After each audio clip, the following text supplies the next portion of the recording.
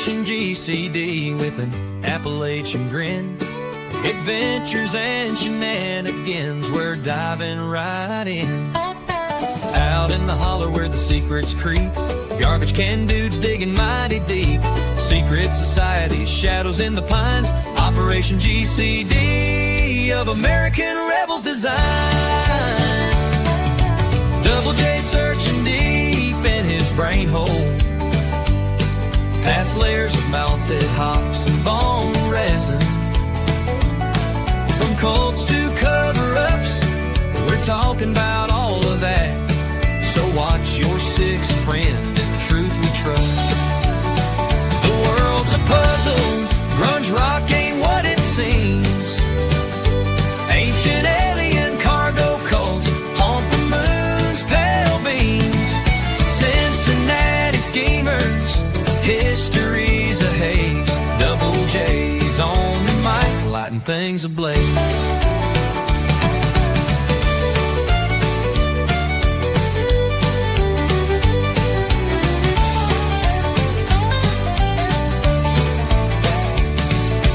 Operation GCD with an Appalachian grin.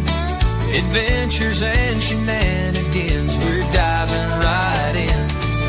Join us on the journey and enjoy the show.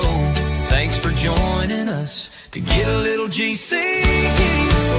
Any world's a puzzle, grunge rock ain't what it seems. Ancient alien cargo cults haunt the moon's pale beam. Cincinnati schemers, history's a haze. Double J's on the mic, lighting things ablaze. Hell, the world's a puzzle, grunge rock ain't what it seems. Ancient alien cargo cults haunt the moon's pale beams. Cincinnati schemers, history's a haze. Double J's on the mic, lighting things ablaze. Double J's on the mic, lighting things ablaze.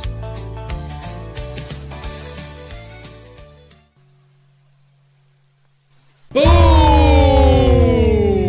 I burned it all, but bridges, nothing burns quite like a bridge does.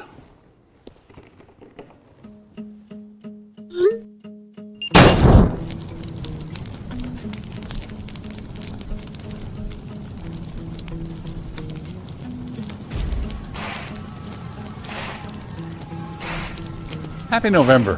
Whatever you do this month, don't feed the trolls or the feds. Don't let them feed you. Don't take the bait. Don't play with fire, but burn whatever bridges you need to burn.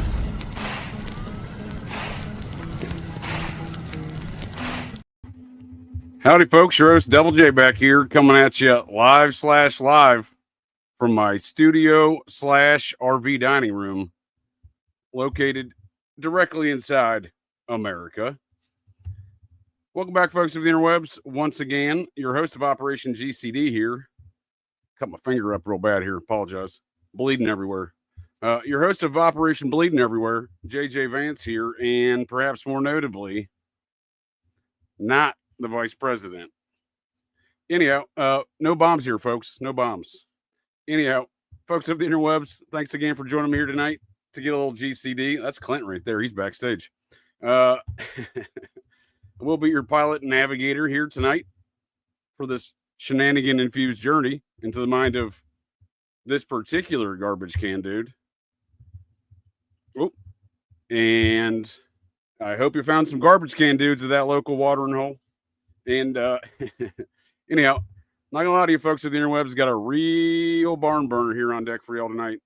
We got an occult and or esoteric review of the 1994 cinematic masterpiece starring one of my favorite actors, Harrison Ford, in the film Clear and Present Danger. Now, this one's chock full of all sorts of parapolitical nonsense and muppetry. You know, it's a real technical term here, folks, but hood rat shit. So we have a lot of Iran-Contra stuff popping off here in this film. That's just from my purview. I'm sure tonight's guest will have some other excellent analysis of tonight's film as well. But before we get any further, a couple of administrative notes here. Operation GCD Live here tomorrow night, Thursdays, 9:30 p.m. Eastern Standard Times, an anatomy of the Satanic Panic, starring everyone's favorite psychological warfare, allegedly a Green Beret. But I'd like to see any semblance of evidence that this fat, doughy bastard, Colonel Michael Aquino, passed any sort of physical fitness exam, especially Special Forces. My apologies. That's the wrong one. That's I'm looking out for you there, Harry. J.J. Vance, not the vice president, vampire hunter. But Thursdays tomorrow night, 9:30 p.m. Eastern Standard Times, somewhere. Muppet Mikey Aquino. We're going to be going over some of them known unknowns, to quote my favorite psychopath, Donald Rumsfeld, in regards to some of the serial killings that, you know, folks talk about, all the Bundys and the Gines and the Rippers and the stabbers and the shooters, whatever, you know, all those things. And we're going to look at some of the other ones, you know, geographically similar and time-wise as some of the more well-known cases. And just take an analyst, you know, like those analysts down at the Quanticos of the Federal Bureau of Investigations, and their completely fictional tomfoolery or muppetry of what is or is not a serial killer. So, brought to us by John Wayne Gacy's childhood friend, Robert Ressler, the term serial killer. So, that'll be coming up Thursdays. And then, of course, I got a double dose of Operation GCD Sundays. This one's on Saturdays. 6:30 p.m. Eastern Standard Times here. It's National Security November all month here in November. And celebrating that in Colby's Queers, we got matters of national security. Lord of mercy. I'm going to be going over the ins and the outs and the what have yous of this whole term of, this ambiguous term of, an abstract term of national security. So, and then 9:30 p.m. Eastern Standard Times on Sundays on these matters of national security and these huge parapolitical events that we don't know much about, but yet somehow this event right here is so integral in parapolitical tomfoolery and muppetry these days. Since April 20th, Hitler's birthday, 1999, the Columbine event has got a real final destination. We're doing an occult and esoteric review here tonight, folks. This is not one coming up on Saturdays at 9:30 p.m. Eastern Standard Times, but it is in a sense that final destination, everyone gets off that plane, but they were meeting their demise anyhow. Well, it turns out if you survived Columbine, especially if you saw one of the shooters, Lord of mercy, you're probably dead right now. And there's a long list of them in between from 99 through about 2016, including the sheriff, law enforcement, plenty of students, teachers. You know, it gets fucking weird, folks. So anyhow, and again, it's connected to everything. Not only did one student survive Columbine, she was supposed to be at the Virginia Tech shooting in 2007. Somehow she missed that one too, thankfully. Anyhow, before we get further, it's my last note here this evening. Oh, and then Operation GCD Patreon subscribers will also find tonight here immediately following the show, I'll be doing my Operation GCD salute to America and veterans. It's a little bit of a belated salute. I unfortunately spent most of the day yesterdays when I was going to do those previous shows, and then in the alternative this show. But then I spent most of the days in numerous trips to the emergency room, not for me or cutting my finger, but my son. And he apparently, the folks at Chili's thought they were serving sirloin steak. I'm going to have to question their definition of steak, as the substance that they called steak lodged itself in my son's throat hole, and I had to give him a Heimlich maneuver.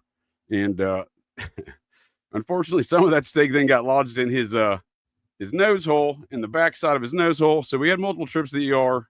Some of it got later stuck in his esophagus. He's good to go, but it was a long day. Anyhow, without any further ados here this evening, we got ourselves, like I said, a real barn burner on deck for y'all tonight. Got Clint, the third world assassin, Trouble, disregard, Jonah, the troublemaker. Well, hold on. I'm bleeding all over my keyboard, sir. We need a medic. Put some gunpowder on it. Down. Jonah, the troublemaker. And last but not least, maybe, if I can get myself. Oh, there we go. And Todd the Wizard. Welcome back. Good evening, GCD gents. Thanks for joining me for the first time here. Hey. I realized last time I was on with Clint and Todd that if I look really close back here, it actually says trouble waker, not troublemaker. Well, I'm Yeah. gonna hold Troublemaker's you to cooler. that, sir. I already give you a free pass for being Canadian, so we'll just throw it on the same free pass. Yeah. You need a free pass being Canadian. But I thank you all for joining me here tonight to get a little GCD on these matters of national security. And like I was saying, I'm going to be telling a few of my tales of my interactions with these ambiguous and, abstract matters of national security, as I encountered some of those instances throughout my military career in the MPs there. In a hilarious and high weirdness style fashion, like the rest of them, like the rest, like most of my instances in my life. Like when I go to the ER with my son after I got the steak dislodged from his throat hole, and I keep telling the doctor that young man's in distress, and she's like, "Nah, he's good to go." And then, multiple trips later, you know what I mean? I'm not a doctor, but apparently she might not be either. Doctors are worthless. This might have been one of those DEI hires. You ain't kidding, sir. You ain't kidding. There's a lot of those. Thank y'all, gents, for joining me here tonight to get a little GCD on these matters of national security here in National Security November on Operation GCD. We're doing all things national security. Oh, yeah. Hell yeah. What does that mean? It's the Rockefeller Give me a anyway, definition. So give me a they don't name, need to sir. be DEI. What does the term national security mean to you? And where did it touch you? Boy, national security is Point on the the doll where name. national security touched you, sir. National security is the name. Yeah. Isn't that just a pile of corn? I mean, it may as well be, right, dude? That's what I'm saying. It's so nebulous of a term. It means anything to anyone, right? No, I'm just I'm using YouTube friendly, so a pile of corn. I think you know what I'm trying to say. Corn. You know what? I'm not a farmer, sir. I'm also not a bowler. CP is what I'm trying to say. No, I hear you. I hear you. Oh, we got a man down. Turn down. So, what does national security mean to you, Clint? Well, basically, it means a secret government that does whatever it wants. Hey, there you're onto something, sir. We learned these lessons, did we not, in the 1987 Iran-Contra hearings? Did we not? Did we not? Yeah, with General what's his name? I felt. Oh, you mean? Let's not promote him in the afterlife, sir. That's Oliver North, and he's now married to one of the key witnesses in that whole affair. Weird. Anyhow, I have a quick clip here to introduce the closing statements from a Senator Inouye from Hawaii. I feel like in Hawaii they add an extra I there, dude. When I went there, they started going Hawaii. I'm like, I don't think you got too many I's in there, bud. I think it's just Hawaii. But Senator Inouye from Hawaii, and he was the one who did he chaired the hearings for this. He's a bit of a muppet in a different regard, but let's see what he had to say in these closing hearings, because he says exactly what you were describing, this secret government. Because a lot of folks want to declare it's the CIA, and I'm not advocating liabilities for any of these Muppets, especially those Muppets that Langley are our channel's friends. You know what I mean? But what I'm saying is it's the confluence of a lot of these unintelligence agencies, and they operate seemingly through the National Security Council. This has been my assessment, through the National Security Council, which is about a team of 200 people, folks, Muppets, appointed to the White House under the National Security Advisor. And that is exactly what we see in this film. That's what we saw in Iran-Contra, was this element of hood. It's real technical term, sir. I apologize, Todd, if this is something you've never heard before. Hood rat shit being operated by Oliver North and getting out of National Security Council. And that's what we see in the film tonight, right? Clear and present danger. Yeah, definitely. That's that clip. The clip you're talking about was one that really woke me up, hit me hard when it occurred. In those hearings. Where did National? Right in the heart. Right in the heart. Right in the heart. I felt for the heart of our country when I heard that. They couldn't discuss these matters because they could discuss them, but only behind closed doors, because it was a matter of national security. These drugs and guns and. Sir, you mean to tell me that your rights somehow trump these rights of national security? And also, where did national security touch you? Please show me on the doll again. Hey, while we're at it, can you check your mic, sir? We got a request to check your mic while you're pointing at the doll. Right in the nuts. Yeah. Was it? Todd, can you check your mic, please, sir? I didn't look at mine. I turned mine down. Is that you? Okay. Well, somebody. I'm not sure. We have a request. How does that sound? Is that horrible now? No, much better, sir. I appreciate that. No problem. All right, cool. Oliver North, dude. That's what I'm saying. This dude's gone around in society, dude. Like he's still owning the place, and he should not be allowed to do that, in my opinion. Yeah, they made a hero of him. I'm not. I don't make the rules around here, sir. I'm not even a Muppet. I just work here, but I'm just saying. I'm pretty sure Cooper was saying the director of the NSA was the guy running MJ12. Well, that's NRA, sir. These are different organizations, and I'm GCD. I just want to get that on the table. Also, we lost Jonah. I'm going to go send a message out, and maybe a team of Mounties and a couple of grizzly bears searching for him with some. Could have been avalanche. Yeah. Welcome back. There he is. Yeah. He's back, and he brought hell with him. Yeah. Before we go any further, I do thank you, gents, for joining me here tonight to get a little GCD, and I thank you, folks of the interwebs, for joining us. Like I said, real barn burner on deck. But what do you got new over the Third World Assassin channel? And and we'll go around the table, see what wizardry you're up to and what troublemaking you're up to there, sir. But please, what kind of assassinry are you up to there, Clint? Well, I changed the podcast name to Third World Podcast, but it's unsanctioned changes. But please continue. Yeah, I dropped my musician. Did you clear this for the UN, dude? We all work for the UN now. Yeah, what was a lot of the. What was it? I was doing some stuff on. I've been researching the occult lately heavily, and their belief in the upper and lower natures, which it's all symbols of their religion, and that so, and you could apply this to the Mormonism too, where it's like the Lucifer or Jesus is the upper nature, or the mind and the spirit, and then the Satan, quote unquote, is the lower nature, or the sex, greed, and so on. And that, so I think I've discovered this thing where it's like, so in Masonry, there's a ladder with 7 rungs of the 7 sciences, the trivium and the quadrivium, and that fucking that there's an opposite thing that's the 7 sins, quote unquote, and that these occultists have found that they are they're doing like what the opposite of priests do. Priests are celibate to control the sexual urge or whatever, but then the occultists, they're practicing orgies and stuff to try to find their control of their sex.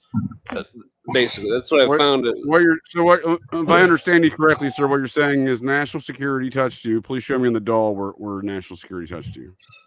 Yeah, yeah. That's just what I've been researching. Well, no, what you're describing, Clint, to me, what you're describing is Thelema, dude. That is like my interpretation of what you just described is how I interpret Thelema. That is their nature is to bastardize. They obviously were basing off the Vatican Christianity with the Black Mass and whatnot. Yeah, they all seem to practice this thing. So I speculate. What I was speculating though is how far do they go? Like, what do you have to go through, if I may, sir? What do you have to go through to start eating these cakes of light? Speaking again, the degradation of yourself within society. You got to degrade these for these folks to perpetrate. Hey, wait! How hot is the cakes of light? Easy there, guy. You tell me there's a burger element to all this? I'm not on the cakes. I'm not on the cakes of light part. That's where I'm not. I'm skipping it. Yeah. No, thank you. I don't even accept cookies without semen and blood in them from people. All right, well, I made them myself. I don't know what the Girl Scout cookies are up to these days out west there in Utah. It's hard to tell with those Muppets. Definitely. Yeah, well, all those intelligence people, most of them, the highest up, they're all Mormons and fucking Masons, and so their religion is. I think I think they've got a scheme going on. I think they got a couple schemes going on, sir. So, Jonah, as not an American, what does national security mean to you, and where did it touch you? Show me on the doll. Well, I'm going to get you to go ahead and share the screen that I'm bringing up in a brief moment here, but I will say that as a Canadian, I you need to see your passport first, sir. I don't have one. I don't know if they'll issue one because I don't have the mRNA. But I'm just gonna say, hey, you need both, buddy. You need both. You can't come to America, and I can't come to Canada, so we're on the same boat. If China or Russia invades, you won't need a passport.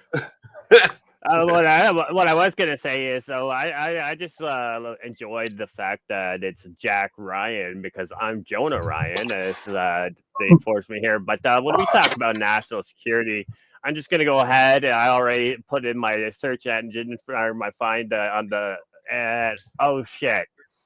Can you see what I did a search and found? If Did it's you see that severed name? head, Oh shit! I'm gonna be very upset. But what do you got there? No. Do you see this name right here? Yeah, can you read that? Yeah.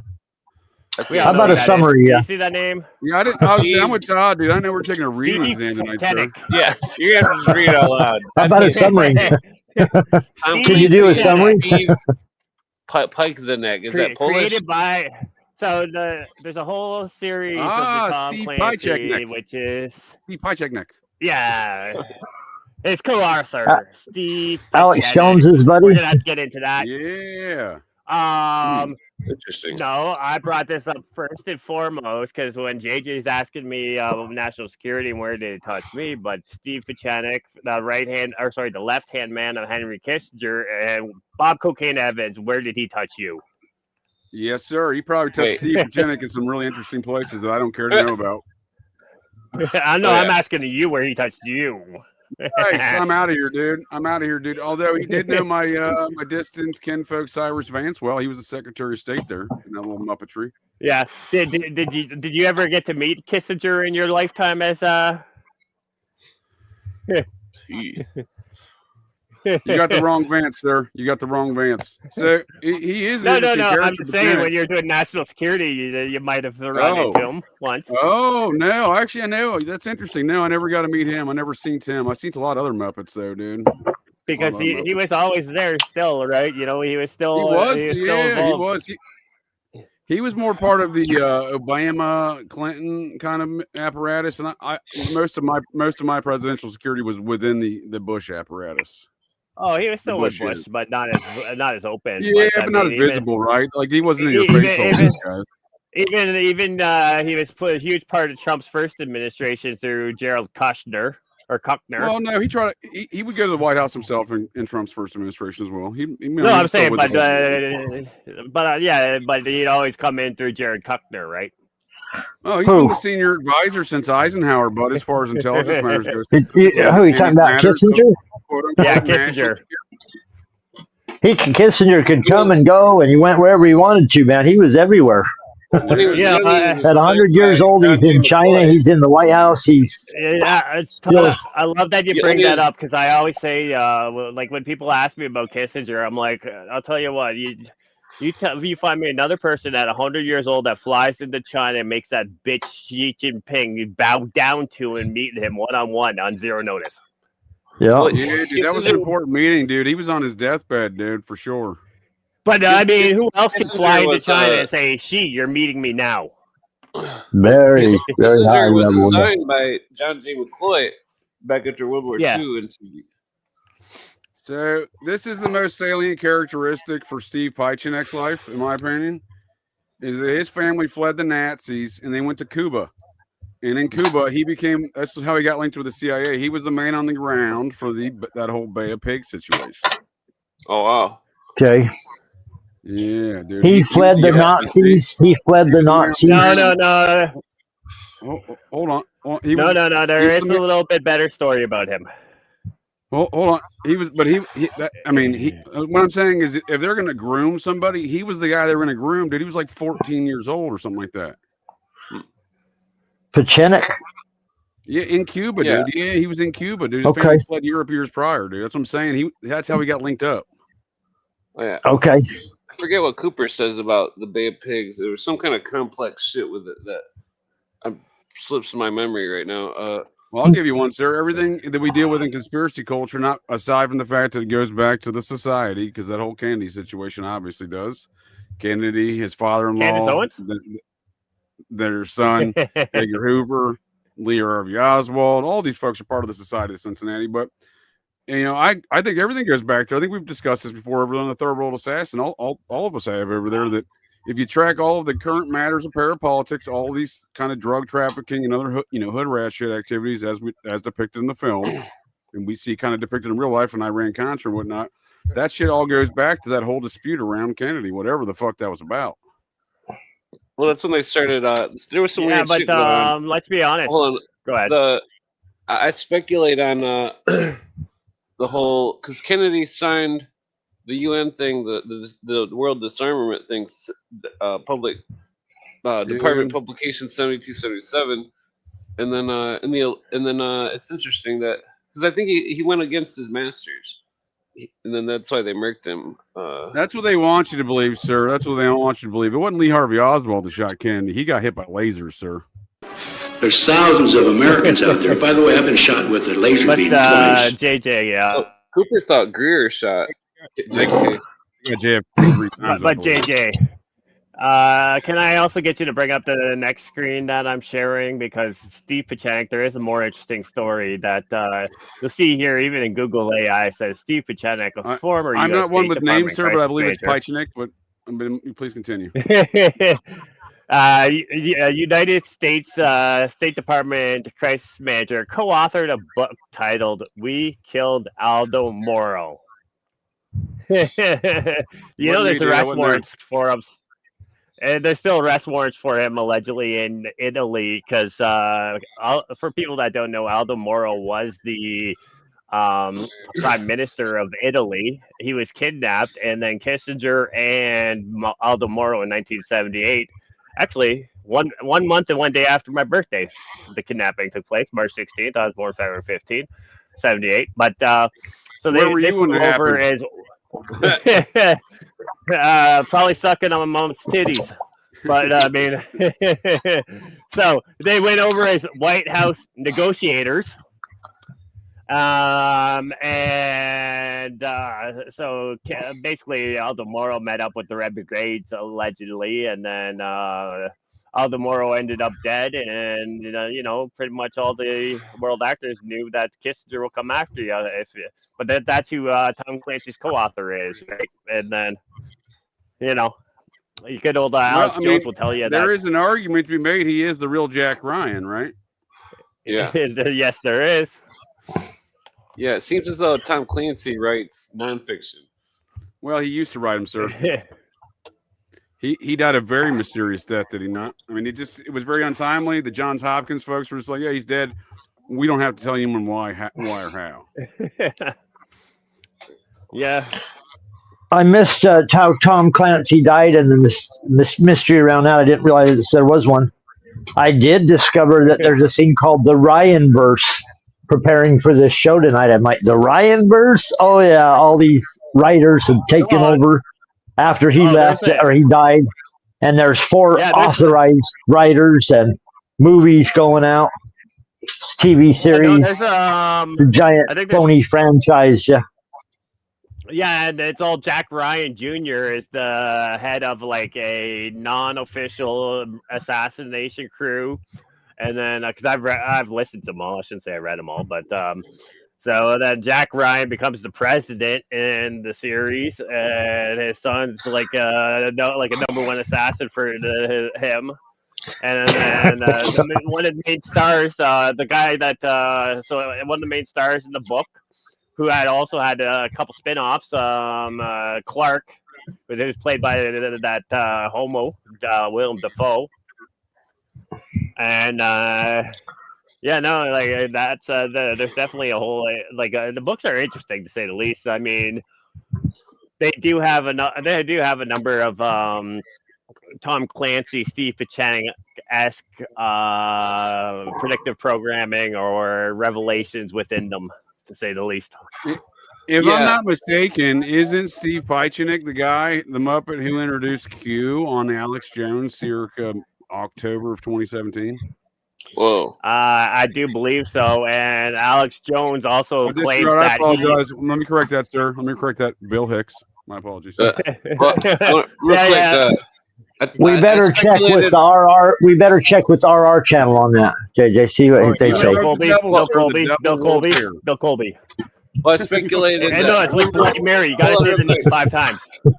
I speculated that it's 3 times, but so I speculated that the Rainbow Six Las Vegas video game. Hold on, the Rainbow Six Las Vegas video game. I thought it was predictive programming, and then a few years later, that thing happened in Las Vegas where there was some kind of attack on the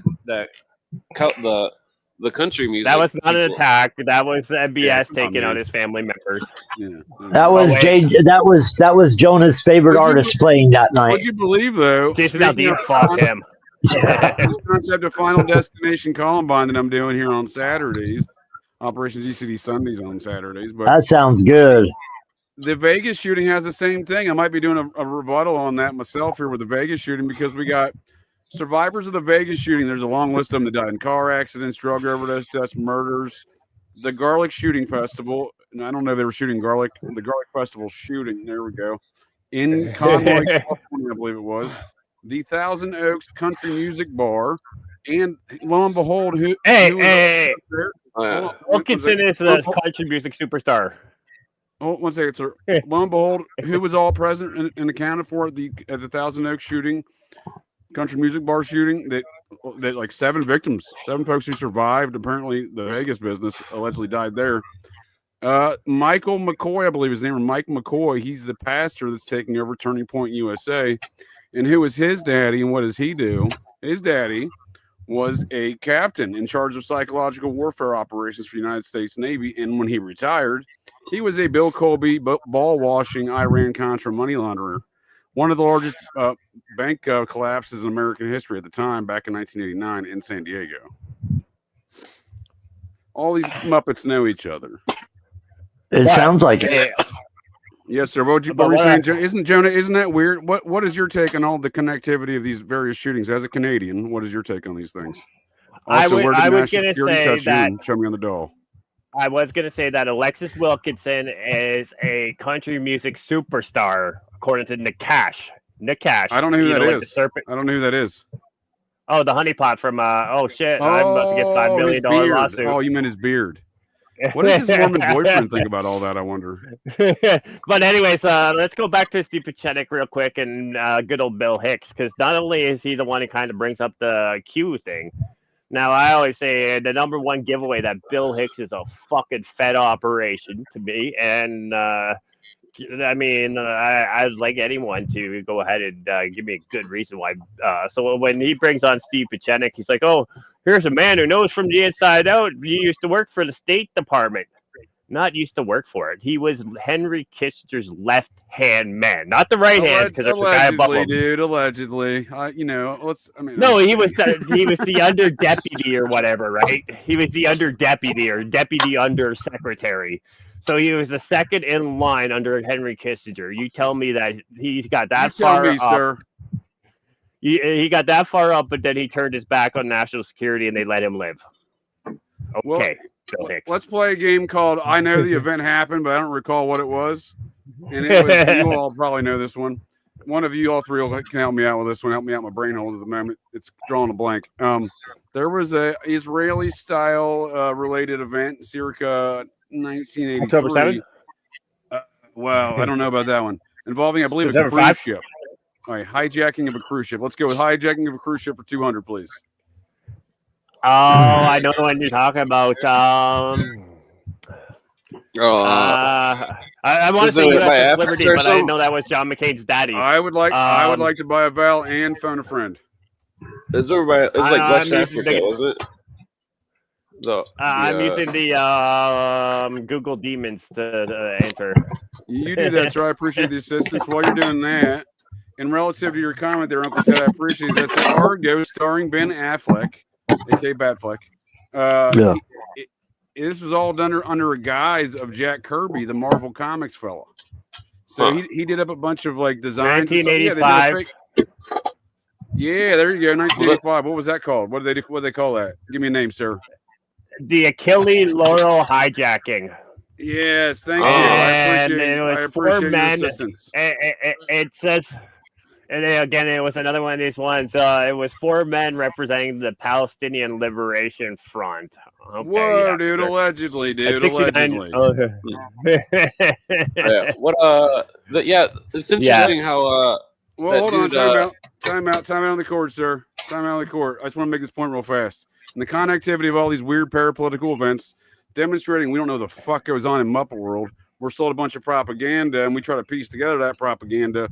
The fellow that's murdered in this hijacking is Jack Kirby's childhood best friend. Jack Kirby was involved in numerous wait. CIA operations. Wait. You mean to tell me there's a kosher burger element to all this? Well, I got the conch here.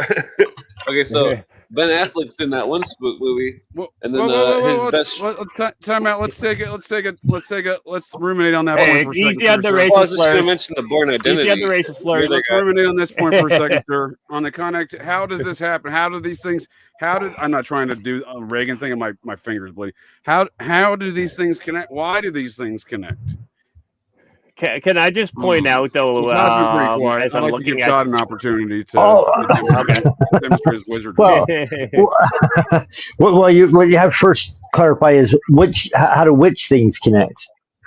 Steve Pachanik, that's a good question. No, any of them, sir. Any of them. Why do these large-scale parapolitical events that become household conversations? Why do these Muppets all know each other? Yeah, why do we not know about it? Is it national security? They're all getting paid to.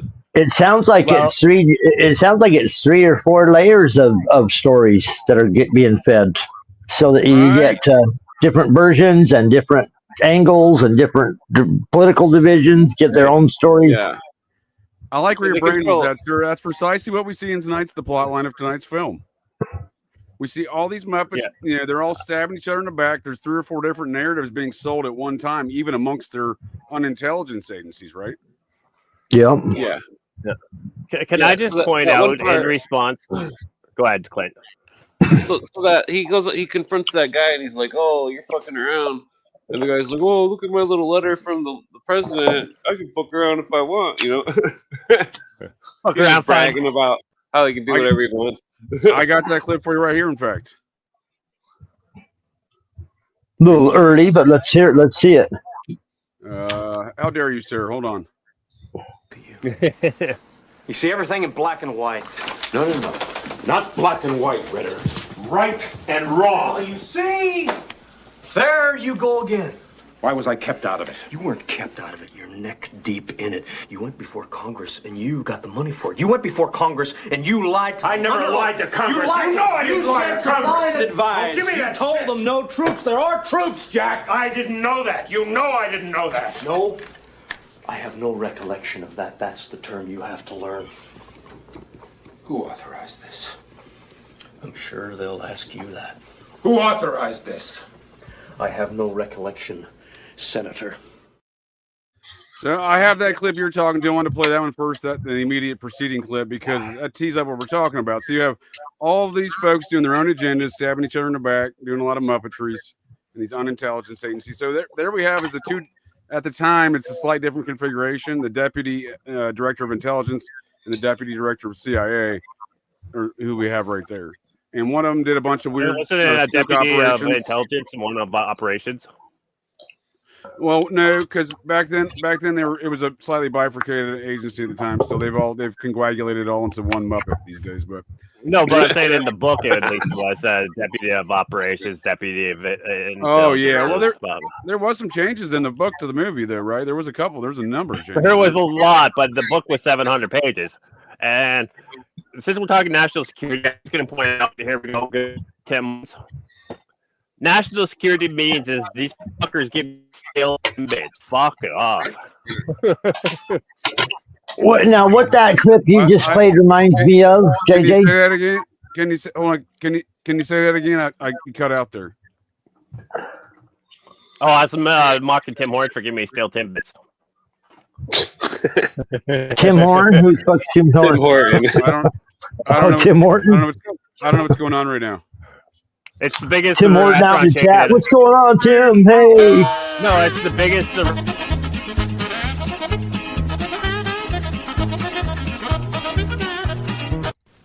There's an old saying in Tennessee, I know it's in Texas, probably in Tennessee, that says, "Fool me once, shame on you." If fool me, we can't get fooled again.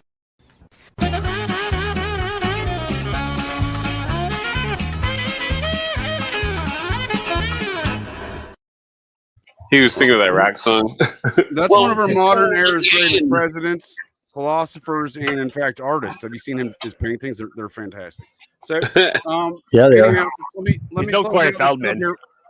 Well, let's not. I don't want. There's no competition, Mr. Feldman, sir. He stands on an island all by himself.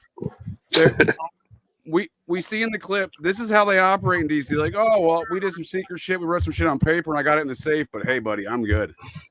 I'm good. You know what that clip reminds me of? General Powell going before Congress and testifying about yellow cake. Pow. There is yellow cake. You saying pal or pow? Powell. Boom, pow, pop. Giving his testimony about the yellow cake. Why we have to go to Iraq. Tell me there's a cake element to all this? Exactly, with Vanilla Frosty. But he put his neck out there, said, we got it. Go ahead, I apologize. He put his neck out, went before Congress and testified about yellow cake and weapons of mass destruction. And then when he was hanging out to dry, he got hung out to dry in the end because there wasn't no yellow cake and there wasn't no weapons of mass destruction. Unless there was and he just didn't know about it. But oh, there was. You sold them to Saddam, but I mean, they didn't want to admit that they sold them. Well, he got hung out to dry as far as he's a liar. He lies. He lied. He lies. Well, that's because he's black. Well, here's the deal, sir. Here's the deal, sir. If you're Systemic making millions of racism. dollars a year, working on numerous different corporate boards, clocking in for about a week or two at a time each year, I don't know how much you got hung out to dry. But I hear you. JJ. Well, I didn't mean he went to prison or anything like that. I just meant in the end they said, "Look, we only went there because you promised us that there was weapons over there. We gave you full authority because you put your generals' medals on the on the betting table that there were weapons." There was two things working against Mr. Powell, and it wasn't lasers. It was the fact that Bill Clinton and the rest of them guys are in fact Nazis. And they don't like a black fellow too much. Yeah. And the secondly, they don't care for the military. Them Looney Tune lefty kind of Clintonites. Yeah. We see Kissinger. We see Kissinger behind all of this. We see Podesta. We see a lot of these same Muppets behind the machinations of the national security state, right? So these are not the things that are depicted in this film are not far from real life events. Yeah. No. But real quick, can we jump back to the Achille Lauro because I was kind of skimming over it, and what I find really interesting. Yeah, what I find really interesting. Okay. Let me play Clint's. His paper clip, and then not Nazi paper clip, but paper with the clip. And I'm just gonna play it. Yeah. I did not sign up for this. This is somebody's bullshit political agenda. Who authorized this? Cutter? Cutter couldn't tie his shoes without permission.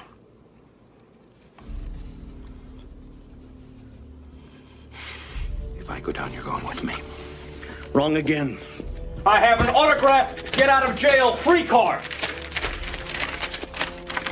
The president authorizes the Deputy Director CIA, Robert Ritter, to conduct Operation Reciprocity, including all support necessary to such activity. This operation is deemed important to the national security of the United States, etc., etc.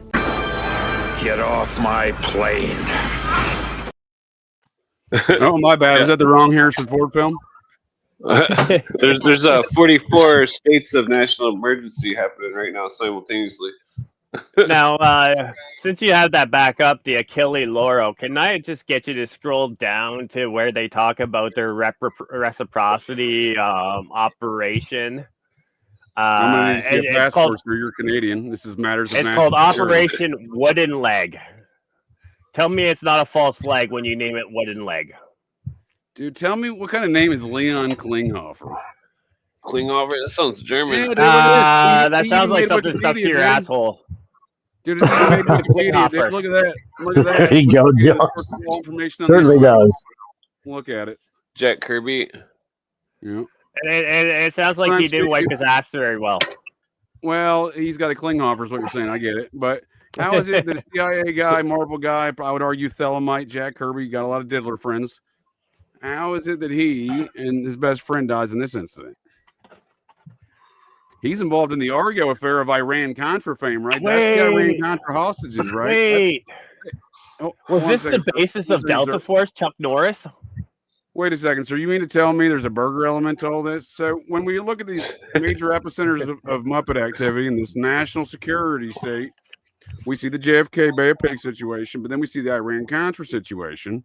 That is what we see in the film Argo, with Jack Kirby was associated with that CIA operation, not just Batfleck, who starred in the film.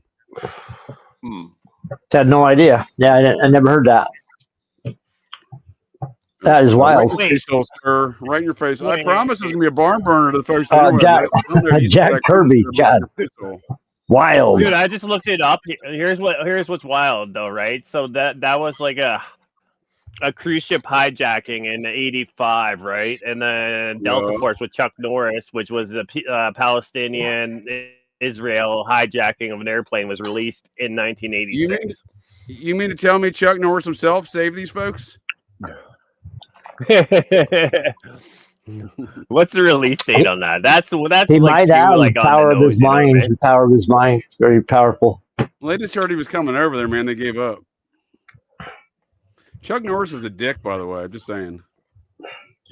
He's connected to this movie though, because he was one of the first ones before Stallone that they put out as looking for the POWs. Remember, he was in the big POW movie, Hunt for the POWs. In the 80s, there were all these POW movies. I forget what the names of them were, but there was a ton of them. Because I don't know why, because they were doing operations to bring back POWs, and this movie deals with POWs also. Well, they claimed they were getting the POWs, but I found discrepancies in the missing people that were soldiers in Korea and Vietnam, and I bet you all the other ones as well. And that I think that there's, like, for my count, there's so there's like at least 1 million people probably that's unaccounted for, according to my. Did you count them all? You said you just counted them. Did you count them all? All the sources were saying different numbers. Yeah, but then when you ask, well, see, that's the thing. It's like, well, here's the thing. I noticed it from reading 1963 congressional records, and then comparing them to modern times numbers. They were different numbers, and I was like, "What the fuck?" There's people out there that never made it back from Korea. Don't be a denier. I'm not going to say the first word, but don't be a denier. We all know it happened in 1944. Then add that to General MacArthur taking over Korea, being told to stop at Russia, and then when he gets to the base of Korea, he finds United Nations Secretary General paperwork of the United Nations giving the Korean military the United States attack planes at Korea. That's that's a huge thing. Here's what's funny. I'll tie it into the movie, but so if we talk about like this movie itself, right? So let's go ahead. We're not here to talk about the movie, though, sir. We're here to talk about the movie. Please continue. Since we're talking about that, let's just go ahead and point out, like, did you watch this movie, Jonah? Oh yeah. Did you watch this damn movie? When did you first see it? A couple times. I've read it a couple times, but couple times. A couple times, but again, my first and middle name is Jonah Ryan. I mean, fuck Jack Ryan, and I mean, I am a little bit. You're all over that movie. I'm a little self-absorbed. I mean, let's be honest. Totally, like, wow, that could be me. Jonah, when did you first see this film? And where did National Security touch you? Show me in the doll. But if we're talking about the drug dealing, I'm just gonna give a quick shout out to Paul Halliwell and let's give a quick shout out to drug dealers worldwide while we're at it. Yeah, Pablo Escobar, we love you. Paul Halliwell. Shout out. Paul Halliwell. Was OSS, and he was the first one to run drugs for the OSS with the Kuomintang. And then the honorable mentions, honorable mentions, Hall of Fame. Let's get an honorable mention for Bill Colby while we're at it.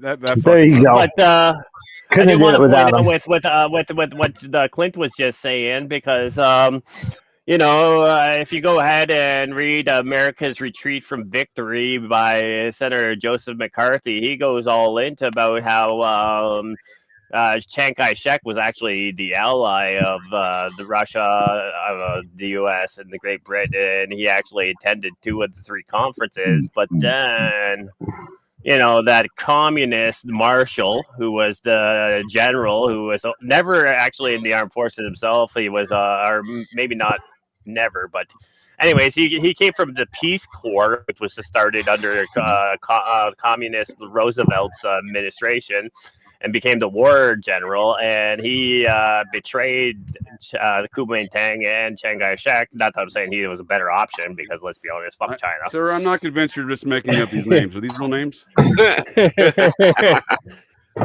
it a restaurant menu? Yeah, It's a dish. Is this a dish at a Vancouver? Dish in a Vancouver Chinese restaurant you're discussing here? Vancouver.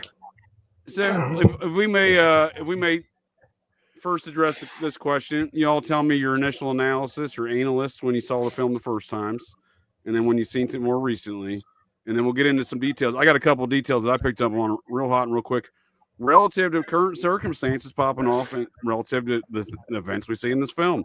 So this Muppet's been maintaining his existence somehow in a Mexican prison awaiting extradition to the United States since, I believe, 1985. And this is the drug lord of drug lords in Mexico. Kiki Camareno. Yeah. Yeah. Oh well, I was about to say, and he's wanted for the murder and torture of this fella, the DEA. So we see all these folks stab each other in the back, right? Yeah. And we see. Hold on, sir. We see the guy in the film.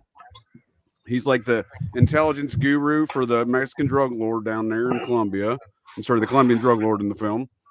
And this fellow, these Muppets, they're in Mexico, so I'm sure everyone's familiar with the not George Costanzo, but Adolfo Costanzo.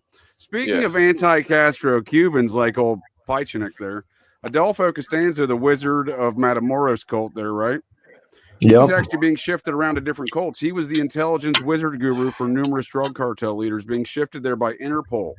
The head of Interpol Mexico, apparently committed suicide along with Merck and his wife and mother-in-law in a car in a highway around the same time as that Matamoros thing popped off. Well, but we see in the film here. We see in the film here that same character who's working as the intelligence guru. No wizardry is depicted in the film, but I assure you there was wizardries. He's actually being shifted around these different Colombian families. So we do see these things being depicted in real life situations. Interrupt you? Yes, in the back, sir. What do you got? It's actually very clear in the book. I mean, there's only a one-off line in the movie, but the one guy you're talking about, I forget his name because I didn't get a chance to rewatch the movie. I watched it about a month ago, but he was actually... No, the Spanish guy, the one who fucks the chick who's the secretary of the FBI director. And then Jack Ryan. But so he, in the book and also in the movie, they briefly mentioned the name. He was high-level intelligence for Fidel Castro. You mean Justin's dad? Yeah. So he's high-level intelligence for Fidel Castro in the book and the movie, and they only do a one-off line with the baseball bat scene. But in the book, they go into detail about how he fucking worked directly for Castro. Now, as far as that, hold on. That's an excellent point there, Desert Rain. I appreciate that. Mark Kilroy's death. No one wanted to go on spring break after that. I'll be addressing that along with these other matters of national security on Operation GCD Sundays here on Saturday this week at 6:30 and 9:30 p.m. Eastern Standard Times. Mark Kilroy's uncle was a major figure in the DEA. Weird. Yeah. Now, to get back on track real quick, so if we're talking about events that are currently happening, let's go ahead and talk about the whole bombing of these little ships in Venezuela, which is kind of funny because it's very easily and very well documented that Hezbollah is running a shit ton of cocaine out of fucking Venezuela. But no, thank you.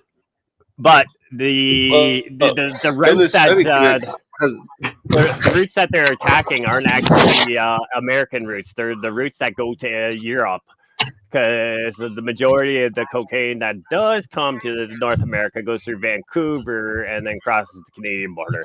So what Donald Trump is doing is attacking all the drugs headed for Europe right now. Let's speculate. I don't know if that's entirely accurate. I can tell you this. The nation of Curacao has been operating that, and a camp in Honduras. Curacao is Amsterdam, right? Well, yeah. Well, that's the Dutch land, sir. Yes, that's who owns Curaçao's.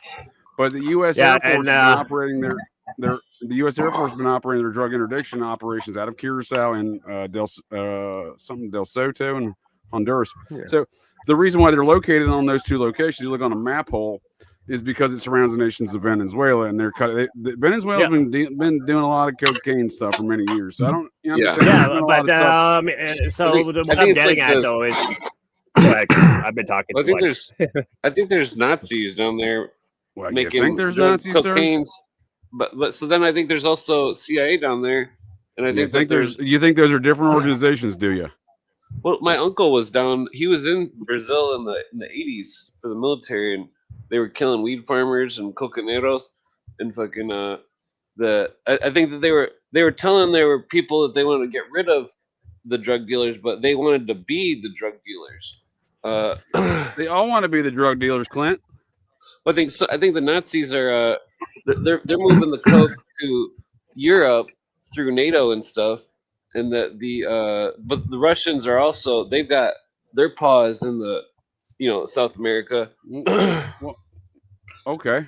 I mean, I suppose I like your old series of drug trafficking. It's been a minute. It had been a minute before I saw this movie. I saw it a long time ago, and then this is the first time I've seen it. Hey, if I'm going to hand out awards, sir, I appreciate all your gents' times, but you're the first one to answer my question I asked like 15 minutes. I mean, I appreciate these side tangents, trust me. Yeah, I try to bring it back right now, dude. Watch me, dude. But I try to bring it back. Want to do your analysis because, like, I saw this in the theater, dude. But like watching it, obviously as an adult, and I got a couple different lens holes to go through these days, and it's a different story altogether, man. It's yeah.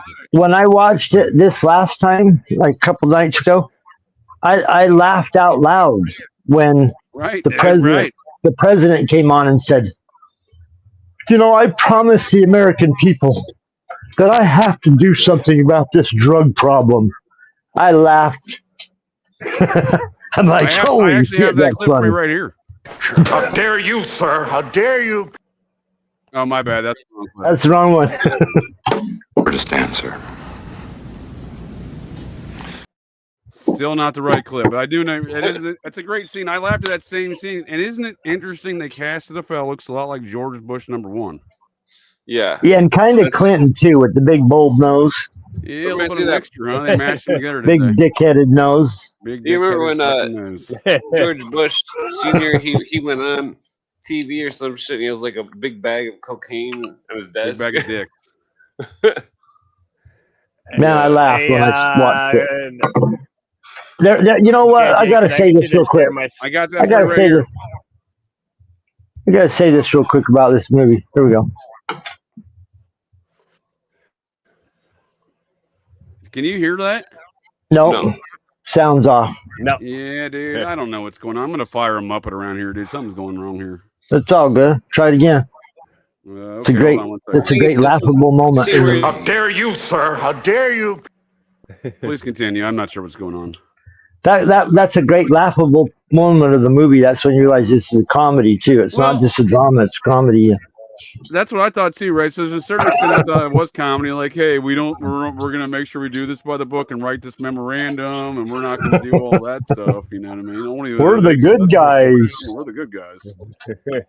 We killed the drug dealers. Well, I mean, let's be honest. It's all revelation of the method too, right? But just kind of again touching back on the movie, I'll go ahead and answer. Yeah, I read the book as a kid. I had a older brother who was obsessed with the Tom Clancy shit, and then I saw it as a kid. I've seen it several times, throughout. I mean, Tom Clancy is gonna be one of those ones, along with like Actually, he's probably the #1 as far as like Most books sold. release of information. No, as far as like the amount of information that he puts in there, right? So he puts in a ton of information. He's got but you know, Jonah, everything going through Tom Clancy is state approved. The government has approved this message. That's what programming, right? Let's talk about that for a second, please, sir, because that's what I was getting at before. Is we oftentimes, myself included, in conspiracy cultures, want to accuse one agency or another of these unintelligence agencies. But here's the deal: we see again. That's what I'm saying. This film depicts, I think, the actual scenario that is more than likely, more oftentimes than not, depicted because within this National Security Council, they use elements of every unintelligence agency, the military. We see that depicted in the film. We see them recruiting out of just regular airborne army. You know what I mean? Stuff like that. Some special forces guys. We see them doing the whole gamut of what we know them to do, even in that Iran-Contra scandal. So we see William, for example, we see Willem Dafoe's character, not Willem. We see his character is kind of this disgruntled former special forces commander down there in Nicaragua, or I'm sorry, disregarded Colombia, right? He looks like an Operation Phoenix. He looks like an Operation Phoenix graduate or something. Although I will say he was great as a cross-dresser in Boondock Saints. Well, that's a great film, and that is an excellent film, sir. It's one of my favorites, actually. And speaking of great, was he a great big fat person? Anyway, probably was.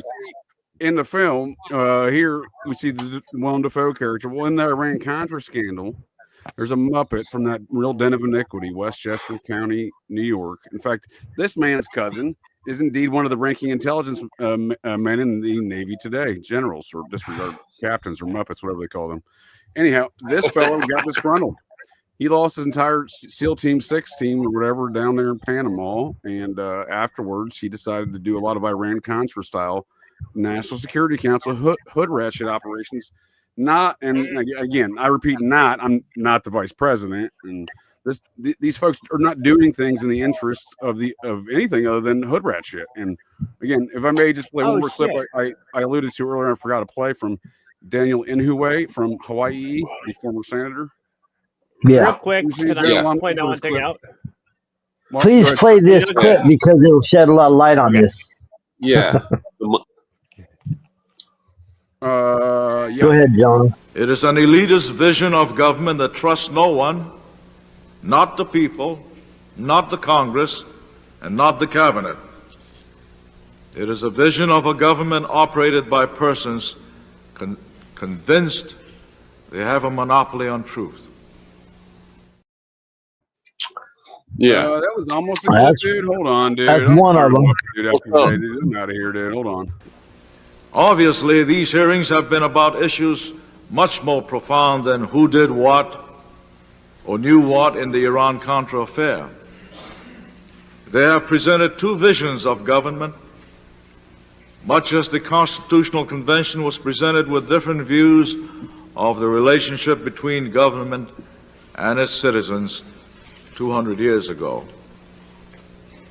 One vision was described in the testimony of Admiral Poindexter, Lieutenant Colonel North, General Secord, and Mr. Hakim, that of a secret government directed principally by NSC staffers, accountable to not a single elected official, including apparently the President himself.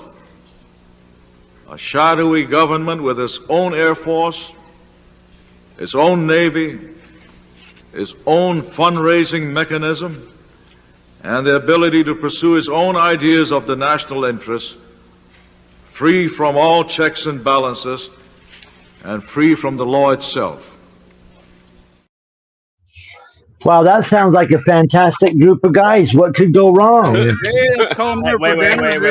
them, not like literally roast. Wait. I'm going to push back on what he just said. They're not free from consequences because if the Rothschilds, the Orsinis, the Rockefellers get pissed off at their job, they're going to take them out. I mean, it's just not the election. Right. There's consequences. Cross the wrong bad guy, you can get done away with. Yeah. I mean, Pablo Escobar thought he was untouchable.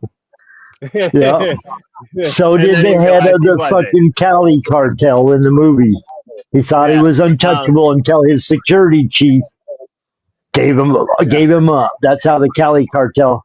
I went and looked up Cali Cartel because they skipped my. I know about the Medellin Cartel because that's all you hear about. But I went and looked them up because of the movie, and I'm like, oh yeah, there's the Cali Cartel here in the background. The Cali Cartel. Hold on, Jonah. Their most highest their best years were 92 to 95 when they controlled 80% of the world's cocaine market, according to Wikipedia.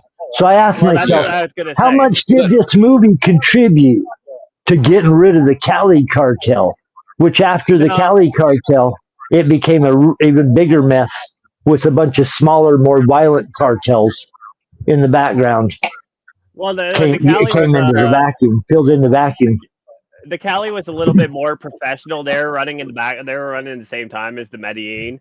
They're a little bit more professional, but they got to the point kind of where. By professional, you mean they weren't killing people; they were doing bribes and trying to bribe people.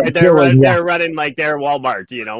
They're doing more Walmart operation or Warren Delano operation. I will say, good old throwback for you.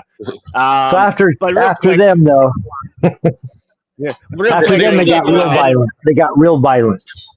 They were leaving out. Go ahead, Clint. They were leaving instead of just murking people. They were murking people and then giving them the Colombian neckties. Whoa, dude, you can't say that, dude. How dare you, sir? How dare you? Can I point out? You get the Tom Clancy. Interpol's Mexican police chief. You get the whole Jack Ryan thing and the whole Tom Clancy tie-in, and then you get who's the biggest CIA podcast of operation that's going today? Oh yeah, Sean Ryan. I just figured that out in my head, and that's kind of the CIA operative has connections to those operations still today. I'm gonna say yes. Do you ever retire from that? Like the mafia. It's interesting. Like you see the stories he pushes, like that Matthew Livisberger case, the Trump Tower Cybertruck fella. Oh, I haven't seen that. I don't watch him. Remember that one? I don't watch him. I remember that. Yeah. So the Trump Cybertruck one. Now I know it. Yeah. What did you say? What are we looking at? What's that? Oh, that video. Yeah. In the chat. Yeah, that's the Oliver North. Dude, it's on the chat, buddy. It's on the screen. But in China in 1949, oh, yeah. the Oliver communists North, under Mao Zedong drove out the U.S.-backed nationalist warlord. Are you going to narrate it for us, or is Tyler going to sing this in a Bob Dylan voice for it? Oh, say, people went away. They win the war. Now they come back, and Trump's president. They got to get used to it. People say they went away. It's Bob Dylan. In Vietnam those days, now you got to get used to drugs. They are changing to this one right here. The times they are changing. Gather your people, they will you honey. This is better sound. Because you're going you won't be with times they are changing. Yeah. Now I need to play the harmonica, please. Yeah. Sorry. But the times were changing. Yeah, they were changing from Southeast Asia to South America. After the Vietnam War, this thing is after the Vietnam War, the drug thing is moving. So moving over to America now. Cocaine's the in thing. Well, we got to get cocaine here, else Bob Evans going to get his nickname, sir. Yeah, we got to get Bob Evans in this story. But okay, this stuff goes back to POWs. This movie, this ties in the POWs. Pow. After Vietnam, there was a whole bunch of POWs the government didn't want to admit to because they were involved in drug trafficking. And Ross Perot comes around, and Ronald Reagan hires Ross Perot to go find the POWs, and Ross Perot comes back, and this is a quote from him directly. He says to George Bush, I go around the world looking for POWs, and I find the U.S. government running drugs everywhere. So the guy that tried to run for president, Ross Perot, knew about the drug running operation and brought it up. They're running drugs after Vietnam. That's a great point, sir. He was I agree running with Brent against two Thompson there. guys You from are on MENA. point. If I may, real quick, John, I agree with Brent Thompson, sir. You are on point.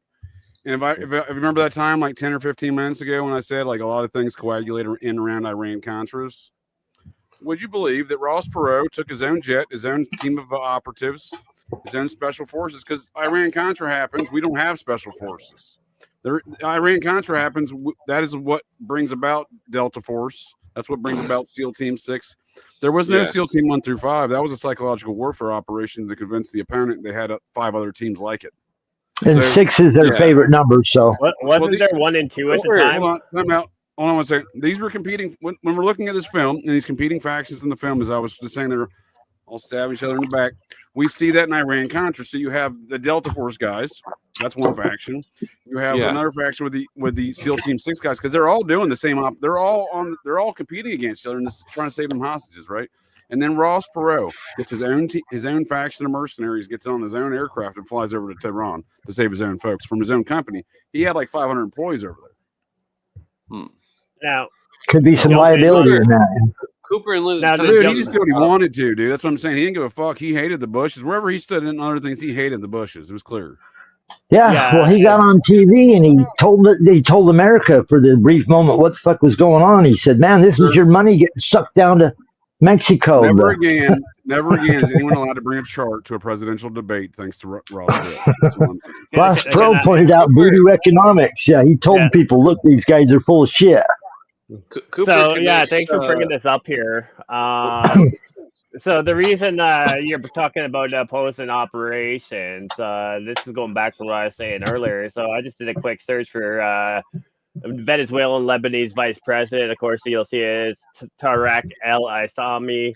And then I'm going to hit forward here and just look for Tarek El Aissami and Hezbollah. So the vice president of Venezuela from 2017 to 2018, when the good old Donald Trump was bringing up that CIA agent and saying he's the president and he got elected at the same time. But they had a Hezbollah. So I think personally, as far as what's going on with the blowing up of the ships is it's competing to Europe currently, which is all Hezbollah running out of Venezuela and is backed by Putin and the Chinese, if you ask me. But it's quite interesting that you have a member of Hezbollah directly involved in the Venezuelan government, but they're busy just saying, "Oh no, he didn't win his election." Yeah, those are Nazis, dude. They just like Romans. They just like Romans. That's what's going on there. Yeah, don't disparage the Romans, please. No. Well, the Nazis consider themselves the third Reich. Like you were saying earlier, this movie it's almost like an echo from the past, because we're doing the exact same thing, interdicting to the present. We're doing the exact same thing as in the movie. We're interdicting these drug cartels. You're doing we're doing stuff, everything. You're doing past, present, future stuff. We're doing it all. And if you watch this movie, it's like a time capsule. It made me sad. It made me sad how naive we were back then, and how we, it made me long for those days when you thought of the government as an actual honorable, some of these people as honorable. And this how dare you, sir? How dare you? How dare you? How dare you, Todd? How dare you? God. Those scumbags, how dare you? All that, Todd. I got one thing to say to all that, Todd. Get off my plane. Get out of here, you son of a bitch. Harrison Ford, though, I mean, he's such a memorable character in so many different films, not just tonight's film. Am I playing something? Oh, What's yeah. going on right now? Oh, yeah. What happened? We got Jonah down. We got a man down. I thought it was half the movie. Harrison Ford's in these situations, and he like this the one scene. He looks like the least educated guy in the room in a lot of these. Well, he gets attacked, and then he disarms the guy somehow, and he does it pick up any of the arms, and he's like, "What the fuck is he doing? Why isn't he grabbing that shit?" Well, he's a commie, dude. You didn't catch all the commie shit in this film? Yeah, he's definitely a commie. Anti-gun commie shit, dude. Anti-gun commie shit, dude. I have a clip here actually. Let's talk about again. I don't know where we started or where we finished. Let's circle back though to national security. Yeah, it gets a little confounded. They like it that way though. They Is that what you're saying? A team player. He's a Boy Scout. Goddamn Boy Scout. Believes in loyalty, cleanliness, and not time. So leave him out of it. He's a deputy director of intelligence, James. It's going to be a little tricky, don't you think? Why? What does he need to know? Nothing. He needs to know nothing. He's going to know nothing. I want a copy of the president's authorization of this new action against the cartels. You want what? You heard me. He doesn't know about it. Let me explain it to you very simply. This is your deal, not mine. So unless I have written authorization, this thing is over before it begins, because I'm not going to be the only one left without a chair when the music stops. How is it this term of national security can be institutionalized here in America? I would agree it's a Nazi program, but then we can just write pieces of paper saying, no, look, it's cool, guys. I can do hood rat shit. It's national security. Yeah. Well, James Bond programmed us, all those years too. License to kill. If he kills you, you're a bad guy. Even if you're innocent, you're a bad guy. Plane, Todd. I just want to kind of contradict what Todd was saying before I got some troubles there with my. So this is good old Warren Delano Jr., who was the grandfather of FDR, the communist. But you'll see here it's an American merchant and drug smuggler who made a large fortune smuggling illegal opium into China. But what was his position? I just want to look up what his position was when he was in China because, the U.S. ambassador to China with the Russell Company. So the Russell Company brings in. I think his official title sir was Power Bottom for Satan. That's not even going to say on his Wikipedia that he was the ambassador, but he was over there as the ambassador. So I mean, my apologies, sir. He was the official ambassador / Power Bottom for Satan. Where are you contradicting me, though, Jonah? Where's the contradiction? Well, He's Canadian. I guess it's not necessarily a contradiction because people still believe that the government wasn't doing it, but they've been doing it the whole time. Before they had the narcotics treaty of the Rockefellers. Time out. Whose government did what, and where did national security touch you? Show me on the doll. So looking at if you just go to a history book from 50 years ago, if you can find like an encyclopedia and that still contains references to the Opium Wars, that will pretty much give you a pretty good view about what's happened ever since the Opium. The Opium Wars didn't go away. They just got took over by the United States, Skull and Bones, Russell Trust, East India Cap, Russell Trust trading companies, and then they started with the drug war. The drug war is multifaceted. The war creates addicts. The war supplies drugs. And then the war makes money off the drug selling and the imprisonment of the drug addicts. So it's a giant money laundering operation that they can utilize to change any policy or directive they want. Well, the other thing is though too is so people will talk about the Opium Wars, but there was a whole Trans-Pacific pipeline there between Turkey. Jonah, notice today Trump isn't going after the cocaine and the heroin. He's going after the fentanyl production. See how times changed? Now we do fentanyl. He's going after Venezuelan cocaine. And remember, they put a $50 million bounty on Maduro because he's a drug smuggler. He's not a president. Yeah, they did that same. You know what? They did that same thing to Noriega. Noriega was the first example of somebody who works for the CIA, works for the Medellin cartels, gets a bounty put on his head. Well, I want to mention about that. Manuel Noriega. Tonight's film. That's what we see in tonight's film, just if I may claim. And we see the National Security Advisor going to Colombia, working against the interests, working with the Deputy of National Intelligence there for the CIA, those Muppets at Langley. RR. Where is RR tonight? How dare he not show up for this? RR. Noriega. Drop the ball, sir. Cooper says that when Noriega, when our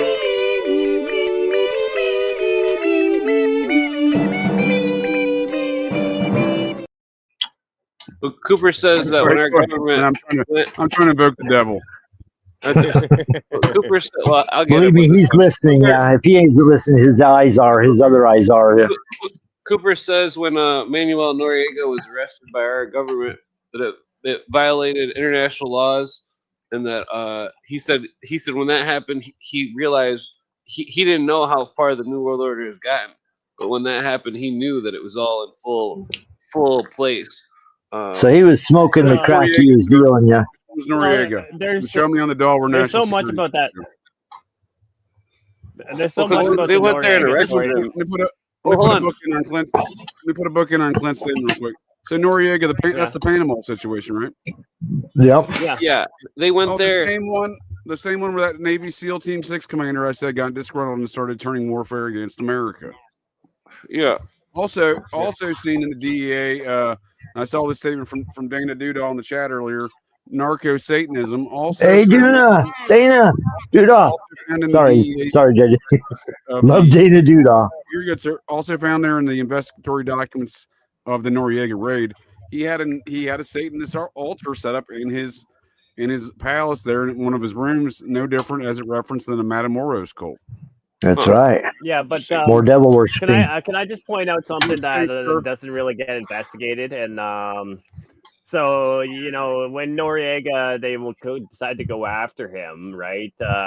Where does he go to hide out? He goes and hides in the Vatican Church, and so the Vatican Bank is the one who's laundering all the money. So there was definitely an infighting, incestuous battle that was going on with the whole Noriega thing that I don't think any of us will ever get the full story on. We can put bits and pieces together, but I mean, how about it's like trying to investigate. Quintero's been sitting in a Mexican jail since Merkin had DEA agent, and he was involved with those Mormon LeBarons, the ones that were working with the Process Church out of Albany, aka Nexium. All these Muppets know each other, sir. All these Muppets know each other. This reminds me of the saying, it's spooky to be an enemy of the United States, but it's even spookier to be a friend. Because you might get... Wait. Was she a great big fat person? Oh, wait. In regards to Quintero, this dude has been hanging out in America. He's a great big fat person. For over 2 decades. 3 decades. Yeah. I didn't tell you, JJ, but I do that impression of that guy. I do that sound to Lamb's Killer. Sorry.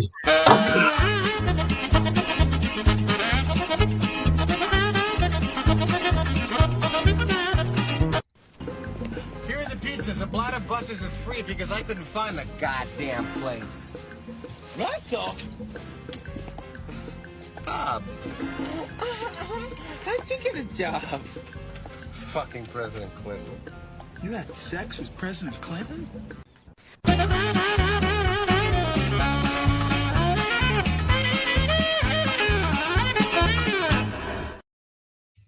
So my point there was just real quick. This Quintero gentleman, his case is very interesting. This guy's the godfather of the Mexican drug cartels.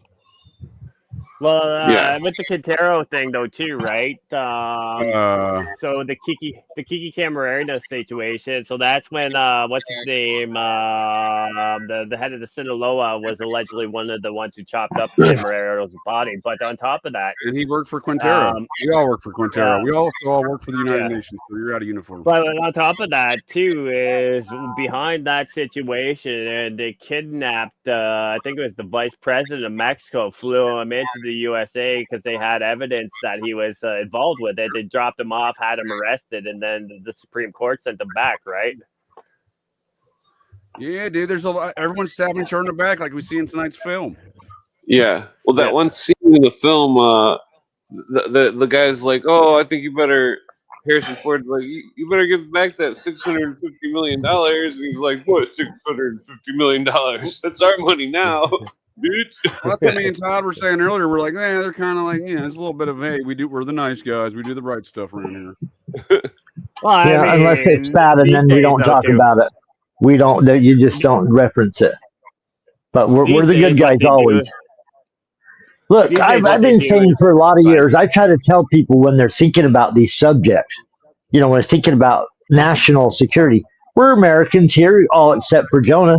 We love America. We don't want to see nothing go bad. We want America to thrive and have a great future and all this. But you're not, it isn't America right or wrong. It's America. If they do good, fantastic. If they do wrong, thumbs down. I mean, it's a matter of right and wrong. Answer. You like to call balls and strikes, and I do appreciate Wait, Todd. Your brain was that. Todd, can I just ask you, because I got a good idea on what your answer is going to be, but would you cheer for some American soldiers who gay raped inmate? Of course not. I don't think anyone's going to commend anyone for those episodes. My stomach would be sickened. Like the Abu Ghraib. I'm actually referencing photos. something, but I won't go there. Okay, you're referencing the latest stuff in the news, the news story, or recent story. Of your greatest ally, where they all our greatest ally, our best buddies. I actually have a clip for that. And they arrested the woman who actually released the rape video because she's like, they're like, this is, and they're all like. Somehow I don't have sound on this. There's definitely getting fired here, but that's what he's like. It's national security. Do something about these drug cartels. It's a matter of national security. I laughed so hard. That was comedy, dude. That was comedy. That wasn't comedy in 1994, but that was comedy to me. I know it was so. That movie was so sanitized. I longed for those days in America where we were so innocent. Yeah, supposedly. Even by the 90s, How dare you, sir? How dare you? How dare you? How dare you, Todd? That reminds me of my favorite "How dare you" moment. How dare you moment. There was a guy that showed up at a Bill Clinton speech and started pointing his finger and yelling in the audience about Bill Clinton being involved in. We have an exciting what. That thought, please, sir. Hold that thought.